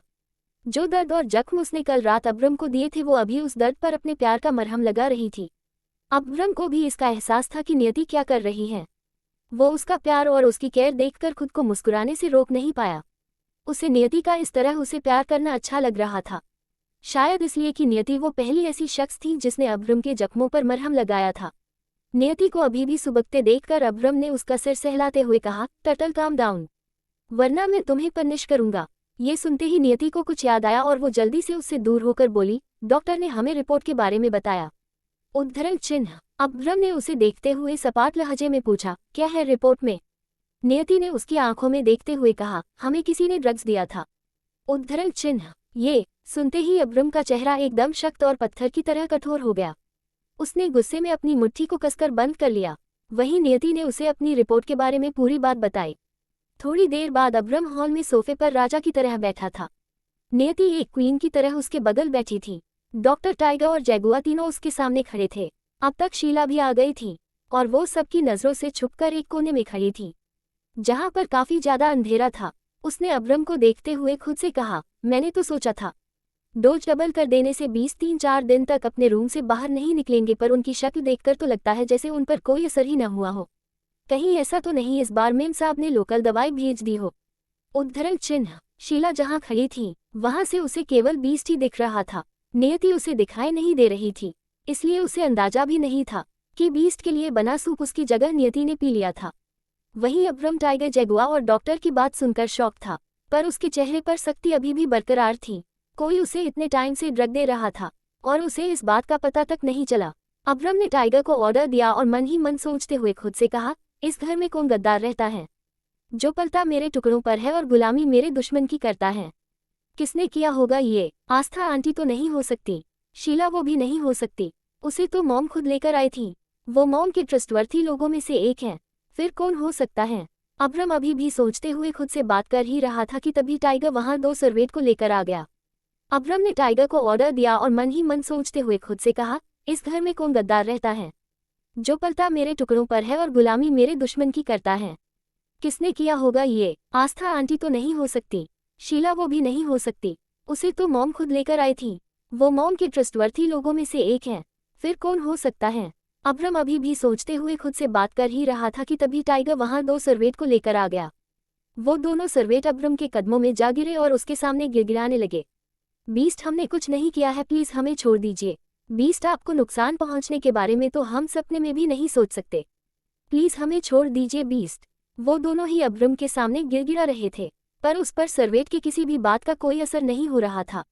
वो एकटक उन्हें खा जाने वाली नजरों से घूर रहा था। बार बार अब्रम के कान में एक ही बात गूंज रही थी, कोई उसे सालों से ड्रग्स देता आ रहा था और आज उसे इस बात का पता नहीं चला, और आज उस ड्रग्स का शिकार उसकी जगह नियति हो गई। ये सोचकर उसे और गुस्सा आ रहा था। अब्रम ने दोनों सर्वेंट को देखते हुए अपनी कड़कती आवाज में पूछा, तुम दोनों में से वो सूप किसने बनाया था? दोनों सर्वेंट ने एक साथ कहा, बीस्ट, वो सब हम दोनों ने बनाया। ये सुन अब्रम ने अगला सवाल किया, उस सूप में ड्रग्स किसने मिलाया? उद्धरण चिन्ह। दोनों ने जल्दी से अपने हाथ और गर्दन को हिलाते हुए गिड़गिड़ा कर कहा, बीस्ट, हमने सिर्फ सूप बनाया था, उसमें ड्रग्स कहाँ से आया? ये हमें नहीं पता, प्लीज बीस्ट हमारी बात का यकीन करिए, हमें नहीं पता सूप में ड्रग्स कहाँ से आया। दोनों की बात सुनकर अब्रम ने गुस्से में अपनी मुट्ठी को कसकर बंद करते हुए अपनी आंखें बंद कर ली। उसे देखकर ऐसा लग रहा था जैसे वो खुद को कंट्रोल करने की कोशिश कर रहा हो। वही उसके बगल बैठी नियति उसके गुस्से की तपिश को महसूस कर उसे तिरछी नजरों से देखने लगी। अब्रम को देखकर एक पल के लिए वो डर गई। उसका चेहरा तना हुआ था, माथे पर नशे उभरी हुई थी। अपने गुस्से को बर्दाश्त करते हुए उसका चेहरा पूरा लाल पड़ गया था। नियति ने उससे नजरें हटाकर सामने बैठे दोनों सर्वेंट को देखा तो दोनों की शक्लें देखकर नियति को उन पर तरस आने लगा। जाने क्यों लग रहा था कि वो दोनों सर्वेंट बेकसूर है, उन्होंने कुछ नहीं किया। और तभी वो उन्हें देखते हुए खुद से बोली, दुनियादारी के बारे में तो हम ज्यादा जानते नहीं, पर लोगों के चेहरे पर ना थोड़ा बहुत आता है हमें। इन्हें देखकर लग रहा है ये दोनों बेकसूर है, इन्हें फंसाया जा रहा है, पर ये बात हम इनसे कैसे कहें? उनकी नजरों में तो यही दोनों असली गुनहगार है। पता नहीं ये गुस्से में बेचारे दोनों सर्वेंट के साथ क्या करेंगे। हे शिव जी, आप तो हमेशा सच्चे और अच्छे लोगों का साथ देते हैं, इनकी रक्षा करना शिव जी। उद्धरण चिन्ह। जहाँ एक तरफ नियति ने दोनों सर्वेंट की मासूमियत को पहचान लिया था तो वहीं दूसरी तरफ शीला खुश हो रही थी। उसने दोनों सर्वेंट को देखते हुए खुद से कहा, अच्छा हुआ कल बीस्ट के लिए सूप इन दोनों ने बनाया था। अगर मैंने बनाया होता तो आज उनकी जगह मैं होती और बीस्ट मुझे कच्चा चबा जाते, नहीं तो ब्लैकी को खिला देते। उद्धरण चिन्ह। ये कहते हुए वो उस लम्हे को याद करने लगी जब उसने बड़ी चालाकी से सूप में ड्रग्स मिलाया था। ये याद कर शीला सोचते हुए आगे बोली, पर एक बात समझ नहीं आ रही है, बीस्ट के लिए बना सूप नियति ने कैसे पी लिया? अगर सूप को बीस्ट ने पिया होता तो किसी को कुछ पता नहीं चलता, पर इस लड़की ने सूप पीकर सब गड़बड़ कर दिया। इतने सालों से कभी किसी को शक नहीं हुआ, पर इसकी वजह से सालों पुराना राज अब बाहर आ गया। ये बात मैम साहब को बतानी होगी। उद्धरण चिन्ह। ये कहकर वो दबे पांव वहां से चली गई। वही अब्रम ने अपनी आंखें खोलकर उन्हें देखा तो वो दोनों सर्वेंट उसकी गुस्से में लाल हो चुकी आंखों को देखकर और डर गए। उन्हें ऐसा लग रहा था जैसे उसके सामने कोई इंसान नहीं यमराज बैठा हो, जो पल भर में उनके शरीर से उनके प्राण निकाल लेगा। वो दोनों सर्वेंट 30 सेकंड भी बीस्ट की आंखों में देखा नहीं पाए और दोनों ने डरकर अपनी पलकें झुका ली। तभी अब्रम ने टाइगर और जैगुआ से कहा, ले जाओ इन्हें और इनके साथ भी वही करो जो बाकी सबके साथ किया है। जब तक ये उस इंसान का नाम नहीं बता देते जिसके के लिए ये दोनों काम करते हैं, तब तक न इन्हें खाना देना, न पानी, और सजा में कोई कमी नहीं रहनी चाहिए। उद्धरण चिन्ह। ये कहकर उसने नियति का हाथ पकड़ा और उसे लेकर जाने लगा। तभी नियति ने उसके पीछे जाते हुए कहा, हम आपसे कुछ कहना चाहते हैं, प्लीज एक बार हमारी बात सुन लीजिए। उद्धरण चिन्ह। अब्रम ने उसकी तरफ देखे बिना चलते हुए कहा, तुम्हें जो भी कहना है हमारे कमरे में चलकर कहना, यहाँ नहीं। ये सुनकर नियति खामोश हो गई और चुपचाप उसके पीछे पीछे चली गई। अब्रम के जाते ही टाइगर और जैगुआ दोनों सर्वेंट के पास आए और उन्हें देखते हुए टाइगर ने कहा, बीस्ट को धोखा पसंद नहीं और तुम दोनों ने उन्हें धोखा दिया है तो अब सजा के लिए भी तैयार रहना। उद्धरण चिन्ह। उसका साथ देते हुए जगुआ ने कहा, जिस चीज से बीस्ट सबसे ज्यादा नफरत करते हैं वही चीज तुम दोनों ने की है। उनके पूछने पर भी तुम दोनों ने उनके सामने झूठ बोला। अब तुम दोनों बीस्ट का कहर देखोगे। दोनों की बात सुनकर वो दोनों सर्वेंट और डर गए और जल्दी से अपने हाथ जोड़ते हुए उनसे बोले, टाइगर सर, हमने कुछ नहीं किया, प्लीज हमारा विश्वास करिए, हम बेगुनाह हैं। हमें नहीं पता हमारे बनाए सूप में ड्रग्स कहाँ से आया, किसने मिलाया, हम कुछ नहीं जानते सर। प्लीज सर हमारी बात का यकीन करिए, हम निर्दोष हैं। हम तो बीस्ट को अपना मानते हैं, भला हम उनके साथ ऐसा क्यों करेंगे। हमने कुछ नहीं किया है, प्लीज हमारा यकीन करिए। उद्धरण चिन्ह। दोनों की बात का टाइगर और जगुआ पर कोई असर नहीं हो रहा था। उन्होंने दोनों को उठाया और उन्हें अपने साथ ले गए। वही रूम में आकर नियति ने अब्रम से कहा, एक बार हमारी बात सुन लीजिए।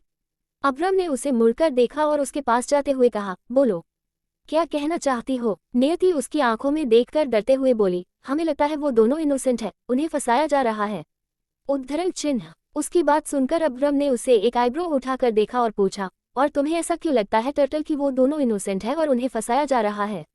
इस पर नियति जैसे ही कुछ कहने को हुई कि तभी अब्रम ने अपनी बात को जारी रखते हुए आगे कहा, टर्टल सूप उन दोनों ने बनाया था, तो जाहिर सी बात है सूप में ड्रग्स भी दोनों ने ही मिलाया होगा। अब्रम के बोलने के अगले पल ही नियति तपाक से बोली, ये भी तो हो सकता है किसी ने छुपकर सूप में ड्रग्स मिला दिया हो और इल्जाम उन दोनों पर आ गया हो।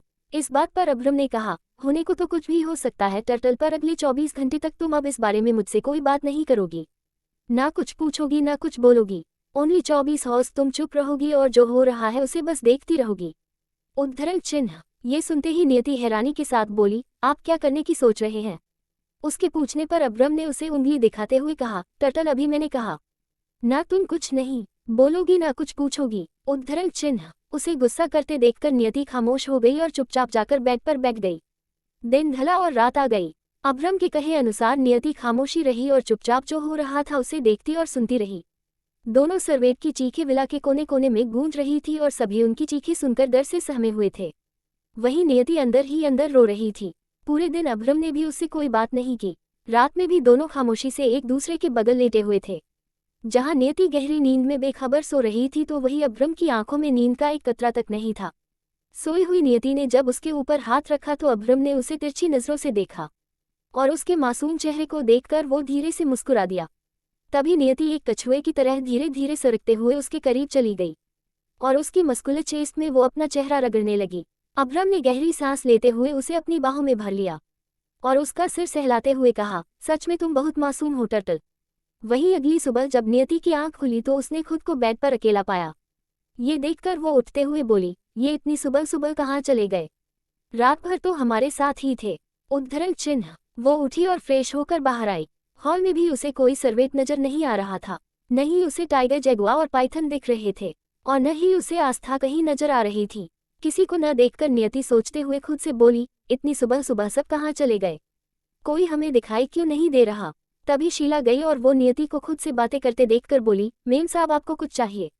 उसके सवाल को इग्नोर कर नियति ने उससे पूछा, शीला आंटी हमें ये बताए सब कहाँ है, कोई हमें दिख क्यों नहीं रहा आज, हमें आस्था माँ भी कहीं नहीं दिख रही, सब अचानक से कहाँ चले गए। शीला जबरदस्ती मुस्कुराते हुए बोली, टाइगर, जगुआ और पाइथन तो सुबह ही बीस्ट के साथ कहीं चले गए। आस्था की थोड़ी तबीयत खराब है इसलिए वो अपने घर चली गई। बाकी के सर्वेंट आज गार्डन की साफ सफाई करने में लगे हैं। घर में मैं और 2-4 सर्वेंट और है, आपको कोई काम हो तो हमसे कहना, और आपका ब्रेकफास्ट भी तैयार है। उद्धरण चिन्ह। उसकी पूरी बात में एक बात नियति को परेशान कर गई और वो घबराते हुए जल्दी से बोली, आस्था माँ की तबीयत खराब है और किसी ने हमें बताया तक नहीं, हम अभी उनसे मिलने जा रहे हैं। ये कहकर वो तेज कदमों से बाहर जाने लगी। तभी शीला ने उसे रोकते हुए कहा, मेम साहब बीस ने कहा है आप घर से बाहर नहीं जा सकती, आपको उनके आने तक घर पर ही रहना होगा।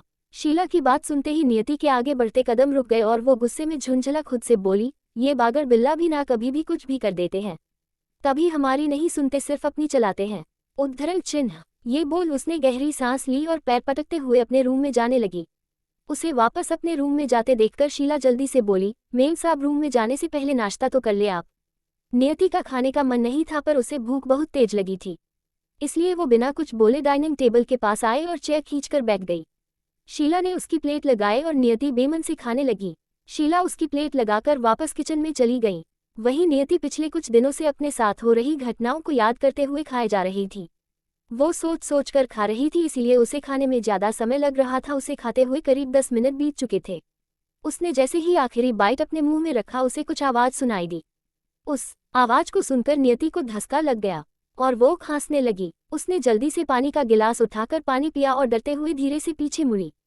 नियति ने जैसे ही अपने सामने कुछ दूरी पर खड़े ब्लैकी को देखा तो डर से उसकी आंखें बड़ी हो गई। ब्लैकी उससे करीब 20 कदम की दूरी पर था और नियति को अपनी काली आंखों से घूर रहा था। वहीं नियति ब्लैकी को पिंजरे से बाहर देखकर हैरान थी। उसे समझ नहीं आ रहा था ब्लैकी पिंजरे से बाहर कैसे आ गया। वो ब्लैकी को देखते हुए खड़ी हुई। डर से उसका पूरा शरीर कांप रहा था। उसका गला जो अभी अभी उसने पानी से गिला किया था वो वापस से सूख गया था। तभी वो ब्लैकी को देखते हुए मन में बोली, ये कैसे हो सकता है? ब्लैकी तो अपने पिंजरे में रहता है, फिर आज बाहर कैसे आ गया? अब हम क्या करें? ये तो हमें ही देख रहा है। ब्लैकी को अपने सामने देखकर डर से नियति के पसीने छूट गए थे। उसकी हालत ऐसी हो गई थी जैसे काटो तो खून नहीं। ब्लैकी और नियति दोनों ही एक दूसरे को देख रहे थे। नियति उसे देखते हुए जैसे ही जाने को हुई कि तभी ब्लैकी जोर से दहाड़ा। उसकी दहाड़ सुनकर नियति का रोम रोम कांप उठा और वो वहीं खड़ी खड़ी रोने लगी। ब्लैकी को अपने सामने देखकर डर से नियति के पसीने छूट गए थे। उसकी हालत ऐसी हो गई थी जैसे काटो तो खून नहीं। ब्लैकी और नियति दोनों ही एक दूसरे को देख रहे थे। नियति उसे देखते हुए जैसे ही जाने को हुई कि तभी ब्लैकी जोर से दहाड़ा। उसकी दहाड़ सुनकर नियति का रोम रोम कांप उठा और वो वहीं खड़ी खड़ी रोने लगी। वो अपनी गोल्डन आंखों से नियति को घूर घूर कर देख रहा था। वही नियति उसे देखते हुए रोए जा रही थी। वो जैसे ही जाने के लिए एक कदम बढ़ाती कि तभी ब्लैकी जोर से दहाड़ता और उसकी दहाड़ नियति की हार्टबीट को बढ़ा देती। वो आंखें बंद कर खड़ी कपकपा रही थी। उसकी आंखों से आंसू बह जा रहे थे। उसका पूरा चेहरा आंसुओं से भीग गया था। उसने धीरे से अपनी आंखें खोली और ब्लैकी को देखा तो वो धीरे धीरे उसके पास आ रहा था। उसे अपने पास आते देखकर नियति जल्दी से वहां से भागने लगी। उसे भागते देखकर ब्लैकी भी उसके पीछे भागा, मगर नियति अंधेरे का फायदा उठाकर छुप गई। अब्रम को ज्यादा रोशनी पसंद नहीं थी, इसलिए दिन में भी उसके विला में अंधेरा ही रहता था। कल तक नियति इस बात से परेशान रहती थी क्योंकि अक्सर वो अंधेरे की वजह से किसी भी चीज से टकराकर गिर जाती और उसे चोट लग जाती थी। पर आज यही अंधेरा उसे अच्छा लग रहा था। इस अंधेरे की वजह से वो ब्लैकी से बचने में कामयाब हो गई थी। जब ब्लैकी उसके पीछे भागा तो नियति अंधेरे में गुम हो गई और जाकर एक पिलर के पीछे छुप गई। नियति पिलर से सत्तर खड़ी गहरी गहरी सांसें ले रही थी। उसने एक हाथ अपने सीने पर रख लिया और अपनी नजरों को तिरछा कर वो ब्लैकी को देखने की कोशिश करने लगी, पर उसे ब्लैकी दिखाई नहीं दे रहा था। तभी उसने अपने दोनों हाथ जोड़ लिए और भगवान से प्रार्थना करते हुए बोली, हे शिव जी, हमने ऐसा भी कोई पाप नहीं किया जो आप हमें इतनी बुरी मौत दे। प्लीज हमें आज ब्लैकी से बचा ले। हम उसका खाना नहीं बनना चाहते। हमें खाकर तो उसका पेट भी नहीं बढ़ेगा। प्लीज शिव जी, हमें ब्लैकी से बचा लीजिए। हम आपसे वादा करते हैं, अगर हम आज जिंदा बच गए तो मंदिर में पूरे 101 नारियल चढ़ाएंगे और आपकी 100 बार परिक्रमा करेंगे। उद्धरण चिन्ह। नियति अपने दोनों हाथ जोड़े भगवान से प्रार्थना कर रही थी तो वही ब्लैकी गुर्राते हुए अपनी गोल्डन चमकती आंखों से नियति को ढूंढ रहा था। उसने नियति की फ्रेग्रेंस को फील किया था, इसलिए वो उसे सूंघते हुए उसी पिलर के पास जा रहा था जिस पिलर के पीछे नियति छुपकर खड़ी थी। नियति ने जैसे ही ब्लैकी के गुर्राने की आवाज सुनी तो डर गई। वो धीमे कदमों से पिलर के पीछे से दूसरी तरफ चली गई और सोफे के पीछे जाकर छुप गई। जब ब्लैकी पिलर के पास गया तो उसे नियति नहीं दिखी। उसे न देखकर ब्लैकी खिसिया गया और गुस्से में जोर से दहाड़ा। उसकी दहाड़ ने विला में फैले सन्नाटे को चीर दिया था। वहीं किचन में काम कर रहे सर्वेंट ने जब ब्लैकी की दहाड़ सुनी और उन्होंने किचन की विंडो से बाहर झांक कर देखा तो ब्लैकी को देखकर उन लोगों ने खुद को किचन के अंदर ही लॉक कर लिया। वही ब्लैकी हॉल में घूमने लगा और वो अपनी सुनहरी चमकती आंखों से सभी चीजों को घूर घूर कर देखने लगा। उसकी आंखों में जैसे नियति की तस्वीर छप गई थी, इसलिए उसकी नजरें अब नियति को ही तलाश रही थी, पर वो सोफे के पीछे छुपकर बैठी थी। नियति ने डर से अपने गले में पहनी अब्रम की चैन को कसकर अपनी मुट्ठी में भर लिया और दबी दबी आवाज में बोली, कहाँ है आप बागर बिल्ली, जल्दी आ जाए, वरना आपका ये भाई आज हमें कच्चा चबा जाएगा। हमें बहुत डर लग रहा है, हम उसका सामना नहीं करना चाहते। प्लीज बागर बिल्ली जल्दी आ जाए, हम अभी मरना नहीं चाहते, हमें अभी और जिना है। अभी तो हमने पूरा दिल्ली शहर भी नहीं देखा और नहीं हमने यहाँ की चाट पकौड़ी खाई हैं। हमने तो अभी तक दिल्ली के मोमोज भी नहीं टेस्ट किए। सोना ने कहा था, दिल्ली के मोमोज बहुत टेस्टी होते हैं, ये सब खाए बिना हम मारना नहीं चाहते। प्लीज बागर बिल्ली आ जाए ना। बोलते हुए नियति सुबक सुबक कर रो रही थी। ज्यादा रोने की वजह से अब उसे हिचकियां आने लगी थी। तभी वो रोते हुए आगे बोली, अगर हम मर गए तो आपको सुलाएगा कौन? हमारे बिना आप अधूरे हैं, आपको हमारी जरूरत है। प्लीज हमें आकर बचा लीजिए, हम मरना नहीं चाहते, हम अभी मरना नहीं चाहते। उद्धरण चिन्ह लगी। ये कहते हुए उसने अपनी आंखें बंद कर ली और फूट फूट कर रोने। तभी उसे कुछ महसूस हुआ और उसने गहरी सांस लेते हुए धीरे से अपनी आंखें खोली तो सामने का नजारा देखकर हैरानी से उसकी आंखें बड़ी हो गई। ब्लैकी बिल्कुल उसके सामने था और अपनी सुनहरी आंखों से उसे ही घूर रहा था। ब्लैकी को अपने इतने करीब देखकर नियति के गले में उसकी सांसें अटक गई थी। वो एक स्टैचू की तरह बिना किसी मूवमेंट के अपनी फटी फटी आंखों से ब्लैकी की आंखों में देखे जा रही थी। ब्लैकी उससे करीब 10 कदम की दूरी पर था और नियति को देखते हुए वो धीरे धीरे उसके पास आने लगा था। इस बार नियति उठकर भागी नहीं, वो अपनी जगह पर ही बैठी उसे अपने पास आते हुए देख रही थी। नियति को देखकर ऐसा लग रहा था जैसे उसका शरीर बर्फ की तरह वही जम गया हो। ब्लैकी और उसके बीच करीब 5 कदम का फैसला था, तभी अचानक से अब्रम भागते हुए हॉल में आया। उसकी नज़र जब ब्लैकी और नियति पर गई तो वो दोनों को इतने पास देखकर हैरान हो गया। उसकी आंखों में अजीब सा डर दिखने लगा और तभी उसने इधर उधर देखते हुए वही रखा एक फ्लावर पॉट को उठाकर फ्लोर पर पटक दिया।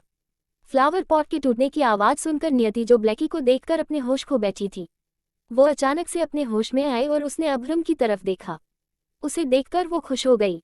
वो भीगी आंखों से ही अब्रम को देखकर मुस्कुराने लगी। नियति उसे देखकर इतनी खुश हो गई कि उसे ब्लैकी का भी डर नहीं रहा। अब्रम को देखकर वो समझ गई थी कि अब उसे कुछ नहीं होगा।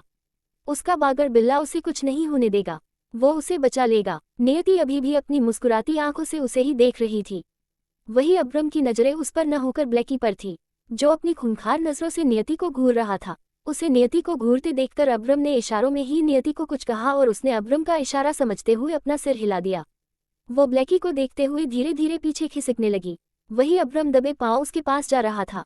अब्रम ने नियति को भागने से मना किया था, इसलिए वो धीरे धीरे पीछे खिसक रही थी। तभी ब्लैकी उसे खुद से दूर जाते देखकर जोर से दहाड़ा। उसकी दहाड़ में इतना खौफ था कि नियति उस खौफ को बर्दाश्त नहीं कर पाए और डरकर उठकर भागने लगी। उसे भागते देखकर ब्लैकी ने उस पर जंप किया। ये देखकर अब्रम भी तेजी से नियति की तरफ दौड़ा। ब्लैकी के नुकीले पंजे नियति को घायल करते उससे पहले ही अब्रम नियति और ब्लैकी के बीच आ गया। उसने नियति को अपनी बाहों में भर लिया और घूम गया। उसकी पीठ ब्लैकी की साइड थी, इसलिए ब्लैकी का पंजा उसे घायल कर गया। अब्रम के मुंह से चीखने की आवाज नहीं निकली, पर उसने अपनी आंखों को कसकर बंद कर लिया था। ब्लैकी जैसे ही दूसरी बार उस पर अटैक करने को हुआ कि तभी अब्रम तेजी से उसकी तरफ मुड़ा और उसे अपनी काली आंखों से घूरकर देखने लगा। जैसे ही ब्लैकी की आंखें अब्रम की आंखों से मिली, वो एकदम से शांत हो गया और किसी समझदार बच्चे की तरह चुपचाप नीचे बैठ गया। अब्रम नियति को अपनी बाहों में भरे गहरी गहरी सांसें लेते हुए ब्लैकी को घूर रहा था। अब तक टाइगर और जैगुआ भी भागते हुए वहां आ गए थे। दोनों ने ब्लैकी को अब्रम के सामने बैठे देखकर सुकून की सांस ली। वहीं अब्रम ने ब्लैकी से कमांडिंग टोन में कहा, अपने केज में जाओ। ब्लैकी ने कोई रिएक्ट नहीं किया, वो चुपचाप उठा और जाने लगा। वो जब जैगुआ और टाइगर के पास आया तो उसे देखकर टाइगर और जैगुआ दोनों की ही सांसें अटक गई और वो अपनी सांसें रोककर खड़े डरी सहमी नजरों से ब्लैकी को देखने लगे। वहीं ब्लैकी दोनों के पास से जाते हुए उन्हें देखकर जोर से दहाड़ा तो उससे डरकर टाइगर और जैगुआ दोनों ने एक दूसरे को कसकर पकड़ लिया। ब्लैकी उनके पास एक सेकंड भी नहीं रुका और चला गया। उसके जाने के बाद टाइगर और जैगुआ दोनों ने एक दूसरे को देखा और जल्दी से एक दूसरे से अलग होकर खड़े हो गए।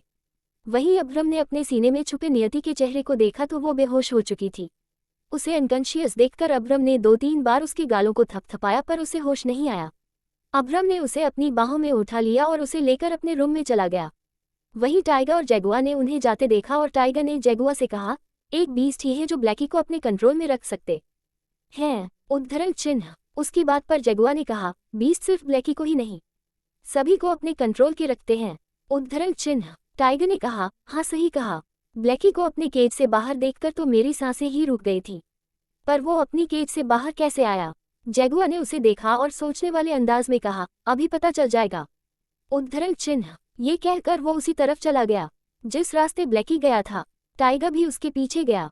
वही रूम में आकर अब्रम ने नियति को बेड पर लिटा दिया और उसके मुंह पर पानी छिड़कने लगा।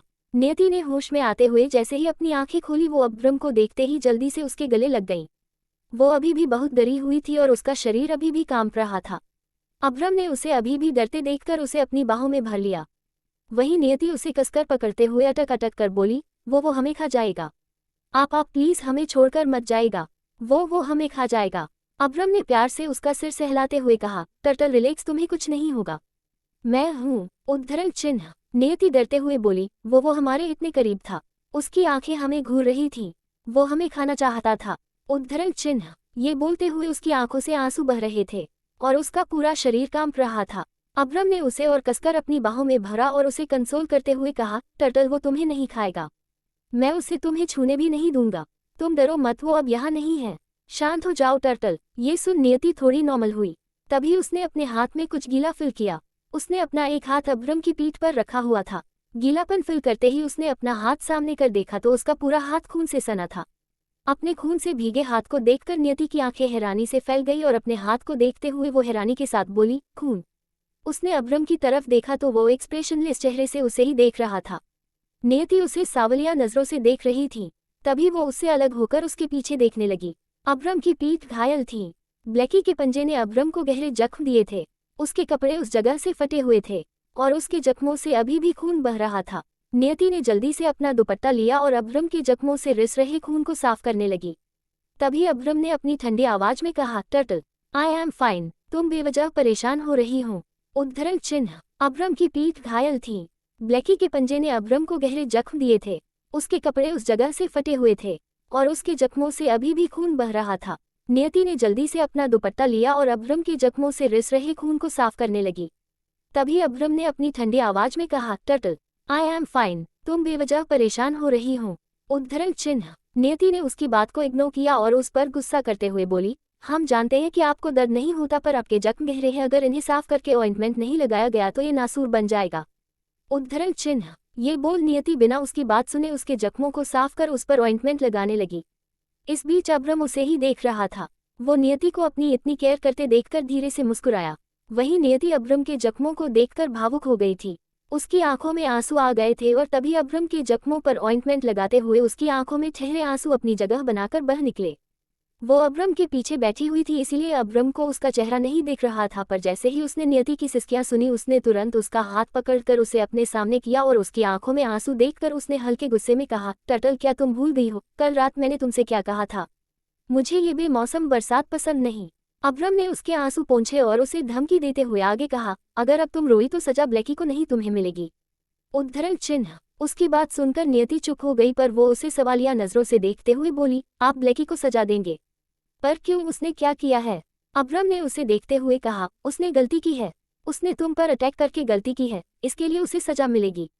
ये सुनकर नियति हैरान रह गई और उसे अपनी बड़ी बड़ी आंखों से देखते हुए बोली, पर वो तो एक बेजुबान जानवर है, उसे क्या पता हम कौन है? वो तो सिर्फ आपको पहचानता है। टाइगर भाई ने बताया था, ब्लैक की सिर्फ आपकी बात मानता है। इस पर अब्रम ने कहा, हाँ वो मेरी बात मानता है पर उसे तुम पर अटैक नहीं करना चाहिए था। तुम मुझसे जुड़ी हो, ये जानने के बाद भी वो तुम पर अटैक कैसे कर सकता है? इसकी सजा तो उसे मिलकर रहेगी। अब्रम के इस ओरे ने एक बार फिर उसे डरा दिया था और उसके और नियति के बीच उसका कहर और क्वालिटी दीवार बनकर खड़ी हो गई थी। एक बार फिर उसने अपनी बातों से ही नियति के अंदर अपना डर भर दिया और वो अब्रम की इस बात पर मन में ही खुद से बोली, आपको समझना बहुत मुश्किल है, आप एक जानवर को सजा देंगे? आप ऐसे क्यों हैं? खुद से बात करते हुए नियति अब्रम के बारे में सोच जा रही थी, तभी उसे खामोश देखकर अब्रम ने उसका हाथ पकड़ लिया। नियति ने जल्दी से अपनी पलकें उठाकर उसे देखा तो वो उसकी आंखों में देखते हुए बोला, टर्टल तुम ठीक हो ना? उद्धरण चिन्ह। नियति ने उसकी आंखों में देखते हुए सिर हिलाया तो अब्रम ने उसे अपनी बाहों में भरते हुए अपने सीने में छुपा लिया। वो प्यार से नियति का सिर सहलाने लगा और उसे कंसोल करते हुए कहा, टर्टल आई प्रॉमिस, आज जो हुआ है वो फिर कभी दोबारा नहीं होगा। तुम्हें मैं कुछ नहीं होने दूंगा। उद्धरण चिन्ह। नियति ने अपने दोनों हाथ उसकी कमर पर रख दिए और रुआंसी आवाज में बोली, हम बहुत डर गए थे। अब्रम ने उसका सिर सहलाते हुए कहा, मैं जानता हूँ तुम डर गई थी, इसी बात की तो उसे सजा मिलेगी। तुम्हें रुलाने का, तुम्हें डरने का, तुम्हें हंसाने का, ये सब सिर्फ मैं कर सकता हूँ। ये सारे हक सिर्फ मेरे हैं। फिर उसकी हिम्मत कैसे हुई तुम्हें रुलाने की, तुम्हें डराने की? उसकी बात सुनते हुए नियति ने उसकी कमर को और कसकर पकड़ लिया। वो जानती थी अब्रम पर उसके किसी भी बात का कोई असर नहीं होगा, इसलिए उसने कुछ नहीं कहा और चुपचाप उसके सीने से चिपकी बैठी रही। तभी अब्रम का फोन वाइब्रेट हुआ। उसने अपना फोन देखा तो उसके फोन पर मैसेज की नोटिफिकेशन आई थी। वो मैसेज ओपन कर पढ़ने लगा। वो जैसे जैसे मैसेज पढ़ रहा था उसके होठों पर एक शातिर मुस्कुराहट आती जा रही थी। मैसेज पढ़कर उसने नियति को खुद से अलग किया और उसके चेहरे को अपने हाथों में भरकर उसकी आंखों में देखते हुए कहा, अब तुम रोओगी नहीं, क्योंकि अब रोने की बारी किसी और की है, मेरे साथ चलो। उद्धरण चिन्ह। ये बोल वो उठने लगा तो नियति ने उसकी आंखों में देखते हुए पूछा, आप इस हालात में कहाँ जा रहे हैं? आपको आराम करना चाहिए। उद्धरण चिन्ह। हैं। इस पर अब्रम ने कहा, हम कहीं नहीं जा रहे टर्टल, हम घर में ही। ये सुन नियति ने आगे कुछ नहीं कहा और चुपचाप रेडी होकर उसके साथ हॉल में आ गई। हॉल में सभी मौजूद थे, टाइगर, जगुआ, पाइथन, सारे सर्वेंट्स और शीला, वो सभी वहां मौजूद थे। और जैसे ही सबने अब्रम को देखा, सबने एक साथ अपनी पलकें झुका लीं। अब्रम सोफे पर जाकर बैठ गया और उसने अपने बगल खड़ी नियति को बैठने का इशारा किया तो वो भी उसके बगल बैठ गई। अब्रम ने अपनी ठंडी नज़र सब पर डाली और सबको देखते हुए उसने कहा, ब्लैकी अपने पिंजरे से कैसे बाहर आया? उसकी आवाज में रोब था, उसका कहर था, पर ये सुनकर भी सभी खामोश थे। किसी को कुछ न बोलते देखकर अब्रम ने फिर कहा, जिसने ये किया है वो खुद ब खुद मेरे सामने आ जाए, वरना अगर मैंने उसे ढूंढ लिया तो मौत से भी बुरी मौत दूंगा।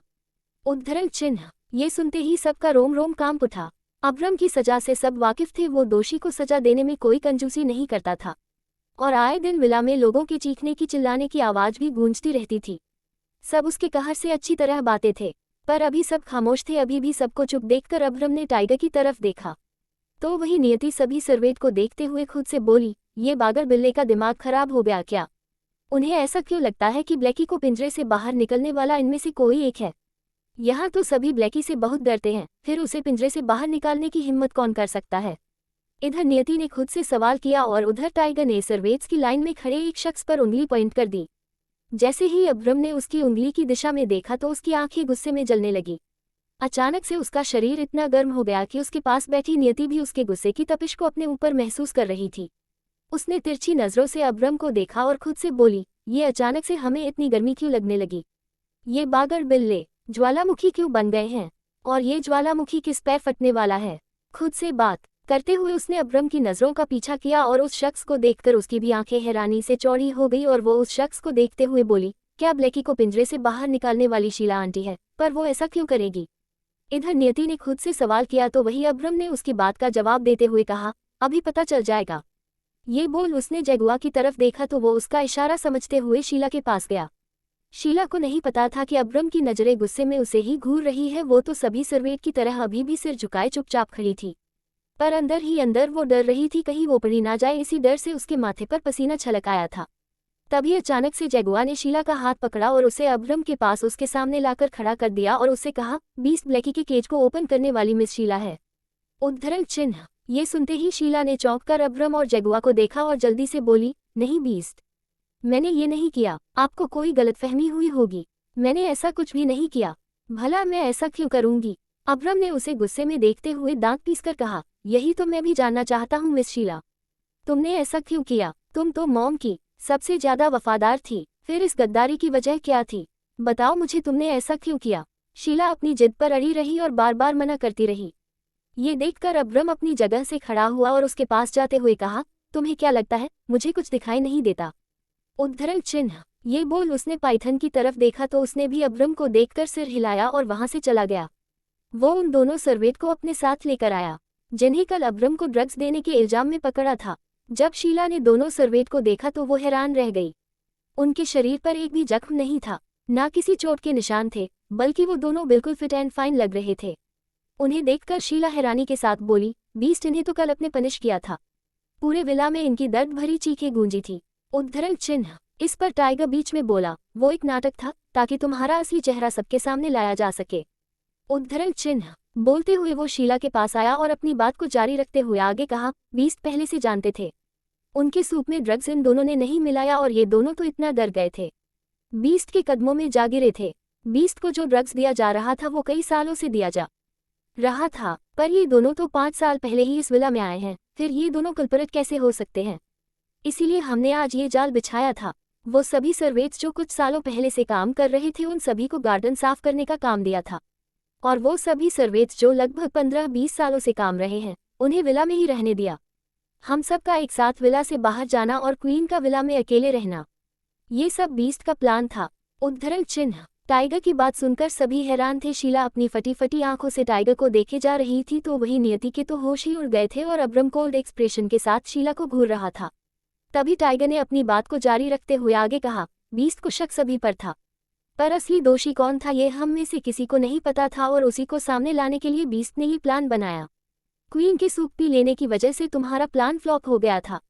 बीस्ट जानते थे असली दोषी अपना गुस्सा क्वीन पर निकालेगा, इसलिए उन्होंने क्वीन को चारा बनाया। सबके सो जाने के बाद हमने कल रात ही हॉल में एक हिडन कैमरा छुपाया था। हमने सोचा था जो भी आज क्वीन को नुकसान पहुंचाएगा वही असली कल्परट होगा और उसका चेहरा कैमरे में कैप्चर हो जाएगा। उद्धरण चिन्ह। टाइगर की बात को जारी रखते हुए आगे जगुआ ने कहा, पर शीला जी आप तो कुछ ज्यादा ही चालाक निकली। न खुद पर किसी को शक करने दिया, न अपना चेहरा कैमरे में कैप्चर होने दिया, पर एक गलती कर दी आपने। शीला हैरानी से बारी बारी सबके चेहरे देख रही थी, पर अब्रम की ओर वो गलती से भी नहीं देख रही थी। उसे पता था अगर उसने अब्रम को देखा तो कहीं वो उसकी गुस्से की आग में जलकर भस्म ना हो जाए। इसी डर से उसने एक सेकंड के लिए अब्रम को नहीं देखा। जगुआ ने अपनी बात को जारी रखते हुए आगे कहा, पर एक गलती कर दी आपने। ब्लैकी के रूम जाकर, भले ही विला के अंदर कहीं कैमरा नहीं लगा, पर ब्लैकी के रूम के कैमरा लगा है। उस कैमरे में आपका फेस कैप्चर हो गया शीला आंटी और आप पकड़ी गई। उद्धरण चिन्ह। ये सुनते ही शीला की आंखें और बड़ी हो गईं और डर से उसका पूरा शरीर कांपने लगा। वो ज्यादा देर तक अपने पैरों पर खड़ी न रह सकी और धड़ाम से फ्लो पर बैठ गई और फूट फूट कर रोने लगी। इतनी देर से सब सुन रही नियति ने शीला को देखते हुए खुद से कहा, शीला आंटी ऐसा कैसे कर सकती है? वो इतने सालों से उन्हें ड्रग्स क्यों दे रही थी? क्यों उन्हें एक इंसान से जानवर बना रही थी? कोई इंसान इतना कैसे गिर सकता है? उद्धरण चिन्ह। वहीं अब्रम शीला के पास गया और उससे 4 कदम की दूरी पर खड़ा हो गया। उसने अपने दोनों हाथ पेंट की जेब में डाले और शीला को देखते हुए कहा, मैं सिर्फ एक बार पूछूंगा, उसके बाद न कुछ बोलने का मौका दूंगा, न जिंदा रहने का। तुम ब्लैकी का शिकार टर्टल को बनाना चाहती थी, पर अब उसी ब्लैकी का शिकार तुम बनोगी। मुझे उस आदमी का नाम सुनना है जिसके कहने पर तुम मुझे इतने सालों से ड्रग्स देती आ रही थी। उद्धरण चिन्ह। अब्रम की बात सुनते ही शीला के होश उड़ गए थे। वो अपनी भीगी आंखों से अब्रम को देखने लगी और मन में ही खुद से बोली, मैं बीस्ट को मेम साहब का नाम नहीं बता सकती, वरना वो मेरी जान ले लेंगी। पर बीस्ट को उनका नाम नहीं बताया तो वो मुझे ब्लैकी को खिला देंगे। शीला अभी सांच ही रही थी कि इतने में ही टाइगर ने कहा, शीला आंटी बीस्ट को उस शख्स का नाम बताए, वरना बीस्ट आपके साथ क्या करेंगे आप सोच भी नहीं सकती। उद्धरण चिन्ह। अब्रम की बात सुनते ही शीला के होश उड़ गए थे। वो अपनी भीगी आंखों से अब्रम को देखने लगी और मन में ही खुद से बोली, मैं बीस्ट को मेम साहब का नाम नहीं बता सकती, वरना वो मेरी जान ले लेंगी। पर बीस्ट को उनका नाम नहीं बताया तो वो मुझे ब्लैकी को खिला देंगे। अब मैं क्या करूं? शीला खुद से बात करते हुए अभी सोच ही रही थी कि इतने में ही टाइगर ने कहा, शीला आंटी बीस्ट को उस शख्स का नाम बताए, वरना बीस्ट आपके साथ क्या करेंगे आप सोच भी नहीं सकती। उद्धरण चिन्ह। ये सुनकर शीला ने उसकी तरफ देखा तभी जगुआ ने कहा, शीला आंटी बताए कौन है वो जिसके कहने पर आप इतने सालों से बीस्ट को ड्रग देती आ रही है? बताए शीला आंटी, बताए। शीला दोनों की बात सुनकर घबरा गई थी। वो बार बार अपने हाथों को आपस में रगड़ रही थी। डर से उसका गला सूख गया था, उसका शरीर पहले से ज्यादा कांपने लगा था। उसने चोर नजरों से अब्रम को देखा तो वो अपनी खूंखार आंखों से उसे ही घूर रहा था। शीला एक सेकंड के लिए भी उसकी आंखों में देख नहीं पाए और उसने जल्दी से अपनी पलकें झुका ली। तभी अब्रम ने अपनी तेज आवाज में कहा, टाइगर ब्लैकी को लेकर आओ। ये सुनते ही शीला के होश उड़ गए और वो जल्दी से बोली, नहीं बीस्ट ऐसा मत करिए, ब्लैकी को यहाँ मत बुलाए, मैं आपको उसका नाम बताती हूँ। उसकी बात सुनकर जगुआ ने कहा, हमारे पास फालतू टाइम नहीं है वेस्ट करने के लिए, तो प्लीज जल्दी हमें उसका नाम बताए। उद्धरण चिन्ह। शीला ने बारी बारी एक नज़र सबको देखा और उसकी आंखें नियति सजा मिली। नियति उसे घृणा भरी नजरों से देख रही थी। जब से उसे पता चला था अब्रम को ड्रग शीला दे रही है, वो उससे से नफरत करने लगी थी। उसका बस चलता तो वो शीला को खुद अपने हाथों से मार देती। आखिर उसकी हिम्मत भी कैसे हुई उसके बागर बिल्ले को ड्रग देने की। नियति बहुत गुस्से में उसे घूर रही थी। शीला ने जल्दी से उससे नजरें हटा ली और अब्रम को देखते हुए कहा, बीस्ट मुझे माफ कर दीजिए, मैंने कुछ भी जानबूझकर नहीं किया, बल्कि मुझसे कहा गया था। उस समय मैं बहुत मजबूर थी, मुझे पैसों की बहुत जरूरत थी, इसलिए मैंने उनकी बात मान ली और उनके कहने पर आपको ड्रग्स देने लगी। मैं जानती हूँ मैंने गलत किया है और आज मैं उसका नाम आपको बताकर अपनी गलती को सुधारूंगी। उद्धरण चिन्ह। ये कहते हुए उसने अपने दोनों हाथ जोड़ दिए और अब्रम से माफी मांगते हुए आगे बोली, प्लीज मुझे माफ कर दीजिए, मैंने जो कुछ भी किया मजबूरी में किया। उद्धरण चिन्ह। वो अभी बोली रही थी कि इतने में ही उसे बीच में रोकते हुए अब्रम ने अपनी बादल के जैसी गरजती आवाज में कहा, मुझे उसका नाम बताए। उसकी आवाज इतनी बुलंद और कड़क थी कि उसकी आवाज सुनकर वहां खड़े सभी लोग सहम गए थे। शीला वो तो रोने ही लगी थी और तभी वो रोते हुए बोली, आपको ड्रग्स देने वाला शख्स। अभी उसने इतना कहा ही था कि तभी अचानक से एक शख्स जो 10 मिनट पहले विला में आ गया था और सबकी नजरों से छुपकर वो सबसे पीछे खड़ा था, उसने तेजी से शीला के पास जाते हुए डाइनिंग टेबल पर रखे फ्रूट बास्केट में से चाकू उठाया और जैसे ही शीला आगे बोलने को हुई कि तभी उस शख्स ने शीला की जबान काट दी। ये सब इतनी जल्दी और तेजी से हुआ कि किसी को कुछ समझ नहीं आया। सभी इस नज़ारे को अपनी फटी फटी आंखों से देखते रह गए। वही शीला बुरी तरह दर्द में तड़पने लगी और उसका मुंह खून से भर गया। शीला से हटकर जब सबकी नजरें उस शख्स पर गई तो अब्रम ने उस शख्स को देखते हुए हैरानी के साथ कहा, मॉम आप यहाँ। उद्धरण चिन्ह। शीला की जबान काटने वाली कोई और नहीं वसुंधरा थी। वसुंधरा गुस्से में शीला को घूर रही थी। उसने अब्रम की बात पर उसे देखते हुए कहा, अब्रम इसने जो किया है उसकी सजा तो इसे मिलनी ही थी। मैंने सब सुन लिया है, इसकी हिम्मत भी कैसे हुई मेरे बेटे को ड्रग्स देने की, मैं इसकी जान ले लूंगी। उद्धरण चिन्ह। ये बोल वो शीला की तरफ बढ़ी पर तभी अब्रम ने उसे रोकते हुए कहा, मॉम रुक जाए। ये मुझे उस आदमी का नाम बताने वाली है जिसके कहने पर ये मुझे इतने सालों से ड्रग्स दे रही थी। उद्धरण चिन्ह। उसकी बात सुनकर वसुंधरा रुक गई और शीला को घूर कर देखने लगी। वही अब्रम ने शीला के पास जाते हुए कहा, बताओ मुझे उसका नाम। कौन है वो आदमी जिसके कहने पर तुमने मुझे ड्रग्स दिया, बोलो। उद्धरण चिन्ह। शीला ने अपने दर्द को बर्दाश्त करते हुए जैसे ही कुछ कहना चाहा तो वो हैरान रह गई। उसके मुंह से एक शब्द नहीं निकल रहा था। वो बार बार बोलने की कोशिश कर रही थी पर कुछ बोल नहीं पा रही थी। ये देखकर सब हैरान रह गए। अब्रम ने गुस्से में अपनी मुट्ठी को कसकर बंद कर लिया और अपनी आंखें बंद करते हुए दांत पीसकर कहा, ले जाओ इसे। शीला को देखकर अब्रम समझ गया था कि वो अब कभी कुछ नहीं बोल पाएगी। जबान कट जाने की वजह से उसकी बोलने की शक्ति चली गई थी और वैसे भी आज तक बिना जबान के कोई बोल पाया है क्या। अब्रम ने अपनी आंखें बंद कर ली। टाइगर और जगुआ दोनों ने अब्रम के ऑर्डर को फॉलो किया और शीला को वहां से लेकर चले गए। जाते हुए शीला की आंखें वसुंधरा को ही देख रही थी तो वही वसुंधरा भी उसे ही घूर रही थी। उसने शीला को देखते हुए मन में ही खुद से कहा, तुझे क्या लगा था तू अब्रम को मेरा नाम बताकर मेरा सच सच उसके सामने ले आएगी, वो सच जिसे आज तक मैंने सबसे छुपा कर रखा है। वसुंधरा कोई कच्ची खिलाड़ी नहीं है। वसुंधरा ये खेल अभी से नहीं सालों से खेलती आ रही है। आज तक उसे कोई पकड़ नहीं पाया और न ही आगे कोई उसे पकड़ पाएगा। ये कहते हुए वसुंधरा उस पल को याद करने लगी जब शीला ने उसे कॉल पर नियति के बारे में बताया था। फ्लैशबैक। कल दिन का समय। जब शीला को नियति के बारे में पता चला तो वो हैरान रह गई और सोचते हुए खुद से बोली, ये बात तो मुझे मेम साहब को बतानी पड़ेगी। बीस्ट के लिए बनाया गया सूप उस 2 कौड़ी की लड़की नियति ने पी लिया और अब बीस्ट को सूप का सच पता चल गया है। ये कहकर उसने वसुंधरा का नंबर डायल किया और उसे कॉल पर सब बता दिया। शीला की पूरी बात सुनकर वसुंधरा ने उससे कहा, किसी को तुम पर शक तो नहीं हुआ? शीला ने कहा, नहीं मेम साहब।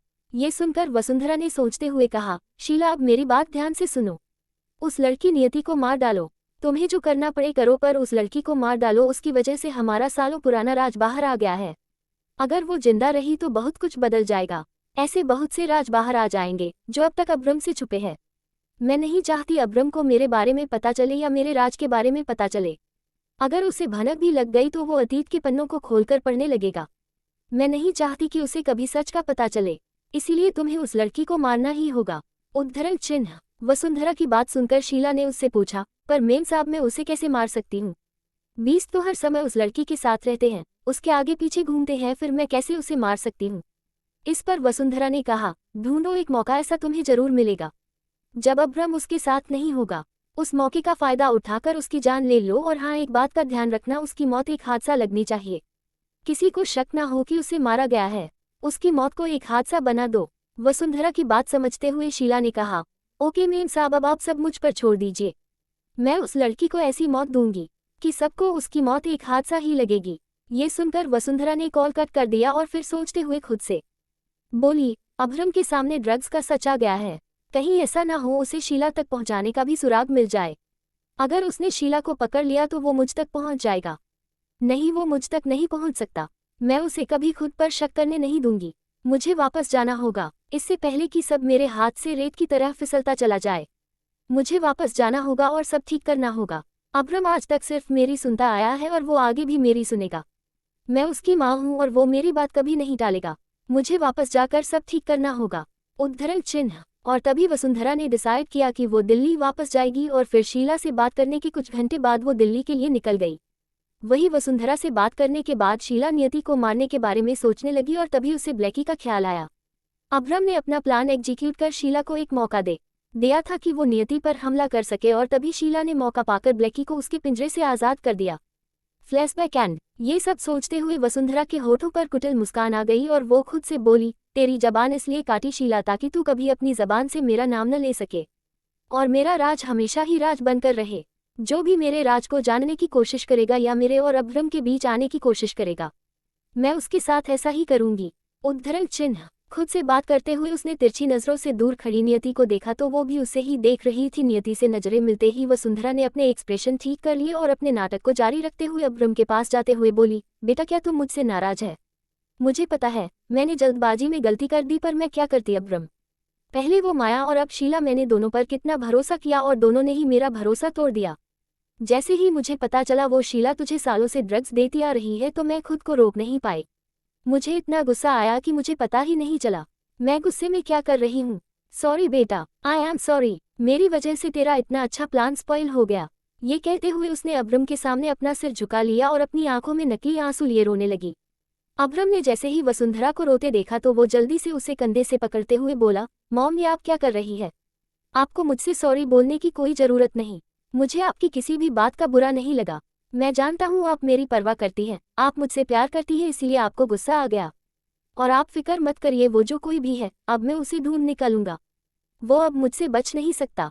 वो कितनी भी कोशिश क्यों न कर ले मुझसे बचाने का, पर मैं उसे अंधेरे से खींचकर रोशनी में ले ही आऊंगा। उद्धरण चिन्ह। अब्रम की इस बात पर वसुंधरा ने उसे देखते हुए खुद से ही मन में कहा, तू मुझ तक कभी नहीं पहुंच सकता बेटा। जिसने तुझे अंधेरे में धकेला उसे ही तू रोशनी में लाने की बात कर रहा है। नहीं अब्रम, तू कभी सच नहीं जान पाएगा। उद्धरण चिन्ह। खुद से बात कर वसुंधरा अब्रम से बोली, मुझे तुझ पर पूरा भरोसा है बेटा।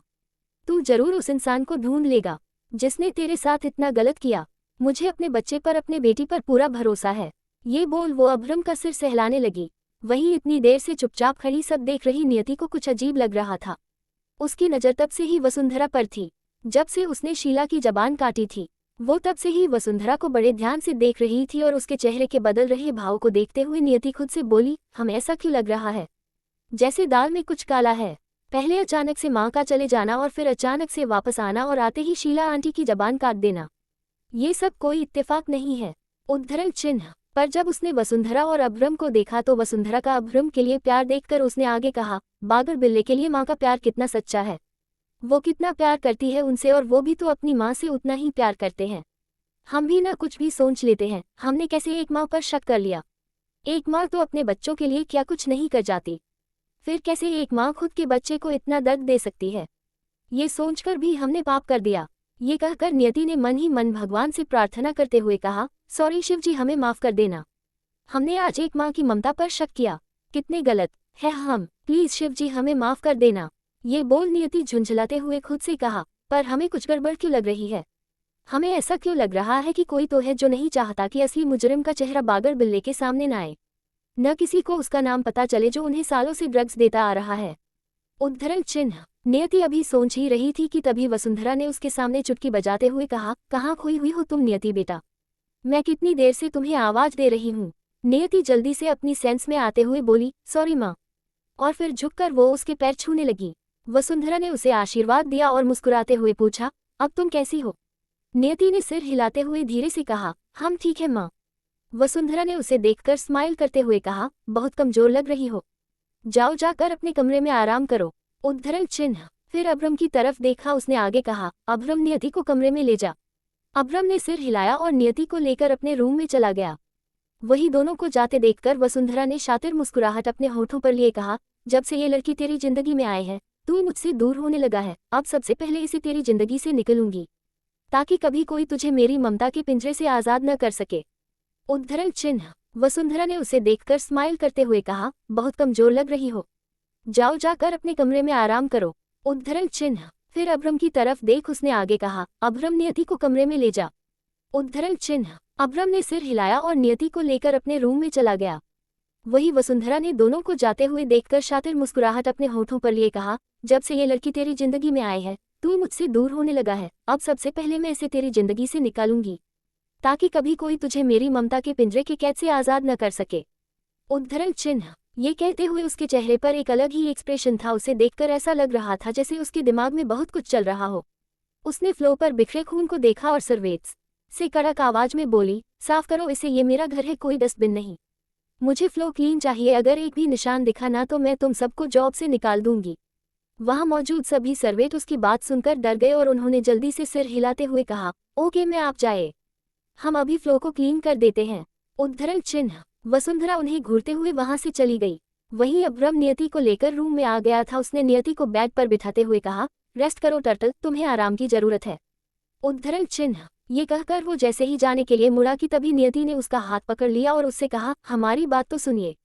अब्रम उसकी बात सुनकर रुक गया और उसे पीछे मुड़कर देखा तो नियति अपनी बात को जारी रखते हुए बोली, आराम की हमें नहीं, आपको जरूरत है, हम ठीक हैं और आप जख्मी हैं। चलिए यहाँ बैठिए और आराम करिए। बोलते हुए नियति ने उसे बेड पर बिठा दिया। अब्रम उसे देखता ही रह गया। वही नियति उसकी शर्ट की बटन खोलने लगी। ये देखकर अब्रम ने उसका हाथ पकड़ लिया और उसे सवालिया नजरों से देखते हुए कहा, ये तुम क्या कर रही हो टर्टल? नियति ने उसे देखते हुए कहा, हम कुछ नहीं कर रहे हैं, बस आपके जख्म देख रहे हैं, हमें कोई शौक नहीं आपकी इज्जत लूटने का, इसलिए हमारे बारे में कुछ भी उल्टा पुल्टा मत सोचिएगा। उद्धरण चिन्ह। उसकी बात सुनकर अब्रम के होठों पर न दिखने वाली स्माइल आ गई और उसने नियति पर नजर गड़ाए हुए ही कहा, अच्छा तो तुम मेरी इज्जत लूटना चाहती हो? नियति ने झुकी पलकों को उठाकर देखा और उसे नाराजगी से देखते हुए बोली, आप हमारे बारे में ऐसा सोच भी कैसे सकते हैं? हम क्यों आपकी इज्जत लूटेंगे? क्या आपने हमें ऐसी वैसी लड़की समझा? उसके ऐसे रिएक्शन को देखकर अब्रम समझ गया था कि वो उसकी बात से चिढ़ गई है। तभी उसने नियति को और चिढ़ाते हुए कहा, मैंने तुम्हें ऐसी नहीं वैसी लड़की समझा है। नियति के हाथ जो उसकी शर्ट के बटन खोल रहे थे वो अचानक से उसकी बात सुनकर रुक गए और वो अब्रम को घूरते हुए बोली, कहना क्या चाहते हैं? उसके पूछने पर अब्रम ने कुछ नहीं कहा और उसे पकड़कर अचानक से उसे बेड पर लिटा दिया और फिर उसके ऊपर आते हुए उसकी आंखों में देखकर कहा, अपने छोटे से दिमाग पर ज्यादा जोर मत दिया करो, बेचारा थक जाएगा, उसे कभी कभी थोड़ा आराम करने दिया करो। उद्धरण चिन्ह। अब्रम की गोल गोल बातें नियति के सिर के ऊपर से जा रही थी और तभी उसने अब्रम की आंखों में देखते हुए कहा, आप हमसे इस तरह बात ना किया करें, हमें आपकी बातें समझ नहीं आती, सब हमारे सिर के ऊपर से चला जाता है, जैसे भोला का बैल, वो भी पता नहीं क्या क्या बोलता रहता है, पर हमें कुछ समझ ही नहीं आता। उद्धरण चिन्ह। ये सुनते ही अब्रम ने फ्रस्ट्रेशन में अपनी आंखें बंद कर ली और धीरे से गहरी सांस लेकर कहा, नोट अगेन टर्टल, तुम मुझे भोला के बैल के साथ कैसे कंपेयर कर सकती हो? इस पर नियति ने तपाक से कहा, अरे क्योंकि आप और वो दोनों एक जैसे हैं, आप दोनों कुछ भी कहते हैं तो हमें कुछ समझ नहीं आता। उद्धरण चिन्ह। अब्रम ने अपनी आंखें खोली और उसे देखते हुए कहा, अगर तुम्हें मेरी बात समझ नहीं आती तो तुम ना समझ हो, ना कि मैं भोला के बैल जैसा हूं, अंडरस्टूड? ये कहते हुए अब्रम ने अपने शब्दों पर जोर दिया तो नियति ने जल्दी से सिर हिला दिया और फिर उठने लगी, पर तभी अब्रम ने उसके कंधे को पकड़ उसे वापस से लिटा दिया और उसे देखते हुए कहा, मॉम ने कहा है तुम्हारा ख्याल रखने के लिए। ये सुन नियति बोली, पर हमने तो कुछ और ही सुना था। उद्धरण चिन्ह। अब्रम ने उसे देखते हुए अपना एक हाथ उसके सिर पर रखा और उसके बालों को संवारते हुए कहा, तुमने गलत सुना है टर्टल, मॉम ने मुझे तुम्हारा ख्याल रखने के लिए कहा है, तो अब एक अच्छे बच्चे की तरह चुपचाप लेटी रहो और मुझे तुम्हारा ख्याल रखना दो। उद्धरण चिन्ह। अब्रम की इस बात पर नियति ने सोचते हुए मन में ही खुद से कहा, ये बागर बिल्ला कहना क्या चाहता है, ये हमारा ख्याल लेटकर कैसे रखेंगे? वो अभी सोच ही रही थी कि तभी उसकी सांसें अब्रम की सांसों से टकरा गई और जैसे ही उसने सामने देखा उसकी आंखें अब्रम की आंखों से जा मिली।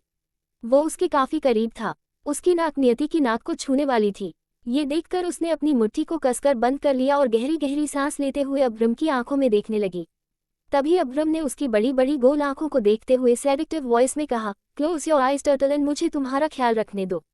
इस पर नियति ने डरते हुए कहा, पर आप तो हमारा ख्याल दूर रहकर भी रख सकते हैं ना, उसके लिए इतना करीब आने की क्या जरूरत है?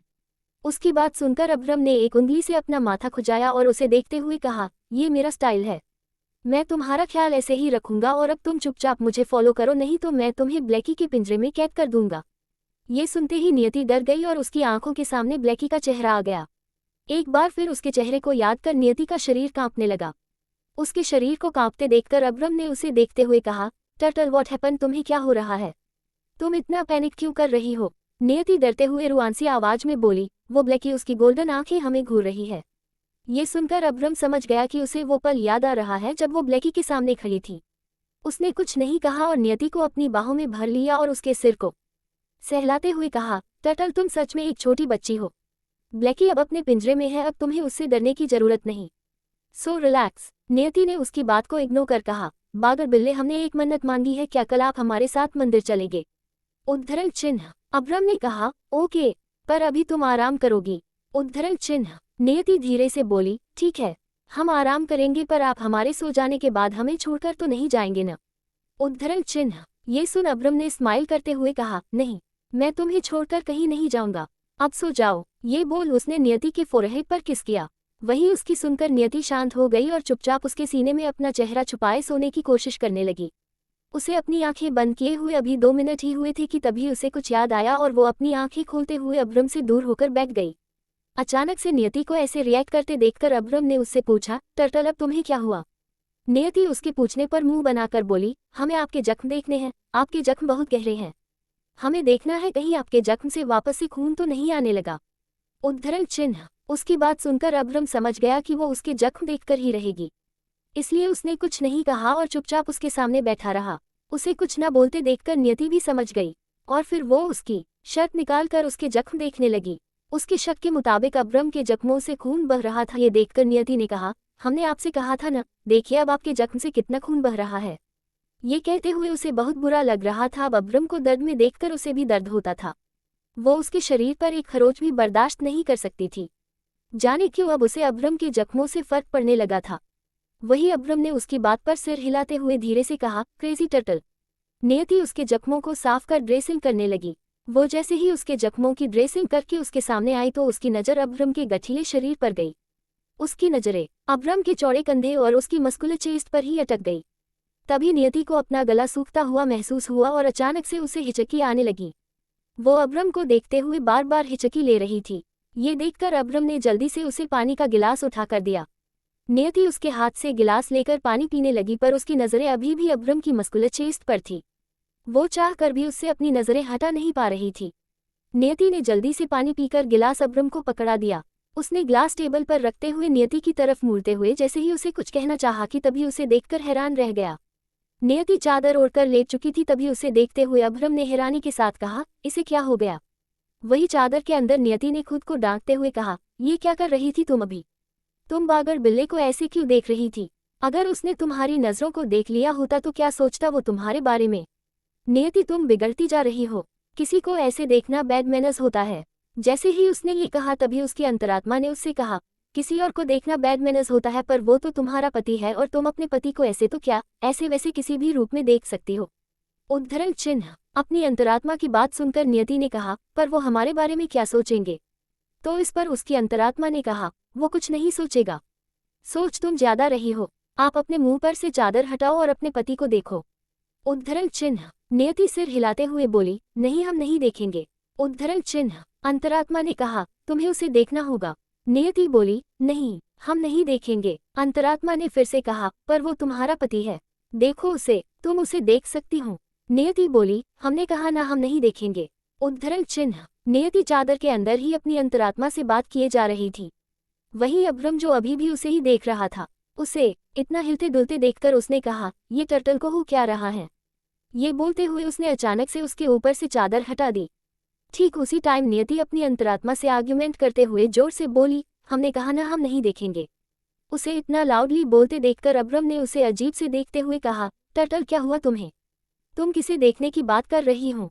नियति चिल्लाते हुए उठकर बैठ गई थी। वो अब्रम के पूछने पर अटकते हुए बोली, वो उससे बोल रहे थे, हम नहीं देखना। इतना बोलकर वो रुक गई। उसे बीच में ही रुकते देखकर अब्रम ने उसे अपनी एक आईब्रो उठाकर देखा और इशारों में ही पूछा, क्या हुआ टर्टल? अपनी बात पूरी करो। नियति ने मुंह बना लिया और बोली, गुड नाइट। ये बोल वो वापस से लेट गई। वहीं अब्रम ने घड़ी देखते हुए कहा, such a crazy turtle. Good noon का टाइम ये गुड नाइट बोल रही है। उद्धरण चिन्ह। ये कहते हुए उसने सिर हिलाया और एज यूजुअल वो उसकी कमर पकड़कर सो गया। वहीं वसुंधरा के रूम में वसुंधरा लकड़ी की एक एंटीक चेयर पर बैठी झूल रही थी। उसके चेहरे के एक्सप्रेशन एकदम डार्क थे। उसे देखकर लग रहा था जैसे वो कोई गहरी सोच में डूबी हो। तभी अचानक से वो चेयर पर झूलते हुए रुक गई और अपना फोन लेकर उसमें एक नंबर डायल कर फोन अपने कान पर लगाकर बोली, बस बहुत हो गया। अब मैं उस लड़की को अपने घर में और बर्दाश्त नहीं कर सकती। उसका इंतजाम करो। उसकी वजह से आज सालों पुराना एक राज बाहर आ गया है। उद्धरण चिन्ह। वहीं वसुंधरा के रूम में वसुंधरा लकड़ी की एक एंटीक चेयर पर बैठी झूल रही थी। उसके चेहरे के एक्सप्रेशन एकदम डार्क थे। उसे देखकर लग रहा था जैसे वो कोई गहरी सोच में डूबी हो। तभी अचानक से वो चेयर पर झूलते हुए रुक गई और अपना फोन लेकर उसमें एक नंबर डायल कर फोन अपने कान पर लगाकर बोली, बस बहुत हो गया। अब मैं उस लड़की को अपने घर में और बर्दाश्त नहीं कर सकती। उसका इंतजाम करो। उसकी वजह से आज सालों पुराना एक राज बाहर आ गया है। उद्धरण चिन्ह। दूसरी तरफ से किसी ने कुछ कहा तो वसुंधरा उसकी बात पर भड़कते हुए बोली, तुमसे जितना कहा जा रहा है उतना करो। अगर अभी उसे छोड़ दिया तो वो एक दिन मेरा सारा बना बनाया खेल बर्बाद कर देगी। मैं उसे अब और नहीं झेलूंगी। मुझे वो लड़की अपने घर में नहीं चाहिए। कैसे भी करके उसे रास्ते से हटाओ और हाँ, ध्यान रखना उसकी मौत एक हादसा लगनी चाहिए, वरना अगर गलती से भी अब्रम को शक हो गया तो वो हम तक पहुंच जाएगा। वसुंधरा की पूरी बात सुनकर उस शख्स ने फिर से कुछ कहा तो वसुंधरा बोली, ओके, पर ये काम टाइम हो जाना चाहिए। उद्धरण चिन्ह, ये कहकर उसने कॉल कट कर दिया और फिर से चेयर पर झूलने लगी। उसकी आंखों के सामने कभी माया का तो कभी शीला का चेहरा आ रहा था। उसने दोनों के बारे में सोचते हुए कहा, वो दो लोग जो मेरे सबसे ज्यादा वफादार थे, सिर्फ इस लड़की की वजह मेरे दोनों ही वफादार लोग मेरी जिंदगी से चले गए। सिर्फ इसकी वजह से ये लड़की मेरी आंखों में खटने लगी है। अब मैं इसे बिल्कुल नहीं छोड़ूंगी। उद्धरण चिन्ह, जहां एक तरफ वसुंधरा ने मन बना लिया था नियति को मारना का, तो वहीं नियति उसकी इस चाल से अनजान सुकून से अब्रम की बाहों में सो रही थी। नियति का चेहरा अब्रम के चेहरे के एकदम सामने था। उनकी सांसें एक दूसरे की सांसों से टकरा रही थीं। तभी धीरे से कसमसाते हुए नियति ने अपनी आंखें खोली और उसकी नजरें अब्रम के हैंडसम चेहरे पर ठहर गईं। वो उसे देखते हुए धीरे से मुस्कुराए और उसे प्यार से देखने लगी। कुछ पल तक उसे देखते रहने के बाद वो सोचते हुए बोली, बागर बिल्ले, आपने कितना कुछ सहा है ना। आप इतने सालों से किसी की साजिश का शिकार बनते आ रहे थे और उसकी खबर किसी को नहीं थी, ना आपको ना आपके अपनों को। पर एक बात हमें समझ नहीं आ रही है, ऐसा कैसे हो सकता है? इतने सालों से आपको ड्रग्स दिया जा रहा था और आप में से किसी को इसके बारे में पता नहीं चला। नियति खुद से बात करते हुए इस बारे में सोचने लगी और फिर सोचते हुए वो आगे बोली, जाने क्यों हमें ऐसा लग रहा है इन सब में आपका कोई अपना शामिल है, पर वो कौन हो सकता है ये हमें समझ नहीं आ रहा। हम इतने महीनों से आपके घर में आपके साथ रह रहे हैं, पर आज तक हमने आपकी माँ के अलावा किसी और को नहीं देखा। क्या आपकी फैमिली में आपके और माँ के अलावा कोई और नहीं है? उद्धरण चिन्ह, फिर थोड़ा रुककर आगे बोली, पर ऐसा कैसे हो सकता है? माँ जिस तरह से रहती है वैसे तो एक सुहागन रहती है। इसका मतलब आपके पापा जिंदा हैं, पर वो है कहाँ? हमने कभी आपके पापा को नहीं देखा। वो कहाँ है और क्यों आपके साथ नहीं रहते? न आपसे कभी मिलने आते हैं। वो कहाँ है? आपने भी कभी उनके बारे में बात नहीं की। ये कहते हुए नियति अब्रम को देखे जा रही थी। तभी बेड साइड टेबल पर रखा उसका फोन वाइब्रेट हुआ। ये देखकर नियति ने घबराते हुए कहा, कहीं इस फोन की वजह आपकी नींद न खराब हो जाए। आप सोते हुए ही अच्छे लगते हैं। उद्धरण चिन्ह, ये बोलकर वो फोन उठाने के लिए अपना हाथ बढ़ाने लगी, पर उसका हाथ टेबल तक पहुंच ही नहीं रहा था। पर फिर भी वो जैसे तैसे अब्रम के ऊपर झुकी कोशिश कर रही थी कि तभी उसका हाथ फिसल गया और वो उसके ऊपर गिर गई। नियति के उसके ऊपर गिरते ही अब्रम की आंखें खुल गई। नियति जल्दी से उसके ऊपर से उठ गई, पर वो अभी भी उसके ऊपर झुकी हुई थी। अब्रम ने जैसे ही नियति को अपने ऊपर झुके देखा तो वो अपनी भौहें सिकुड़ कर उसे देखते हुए बोला, टर्टल, तुम मेरी इज्जत लूट रही हो।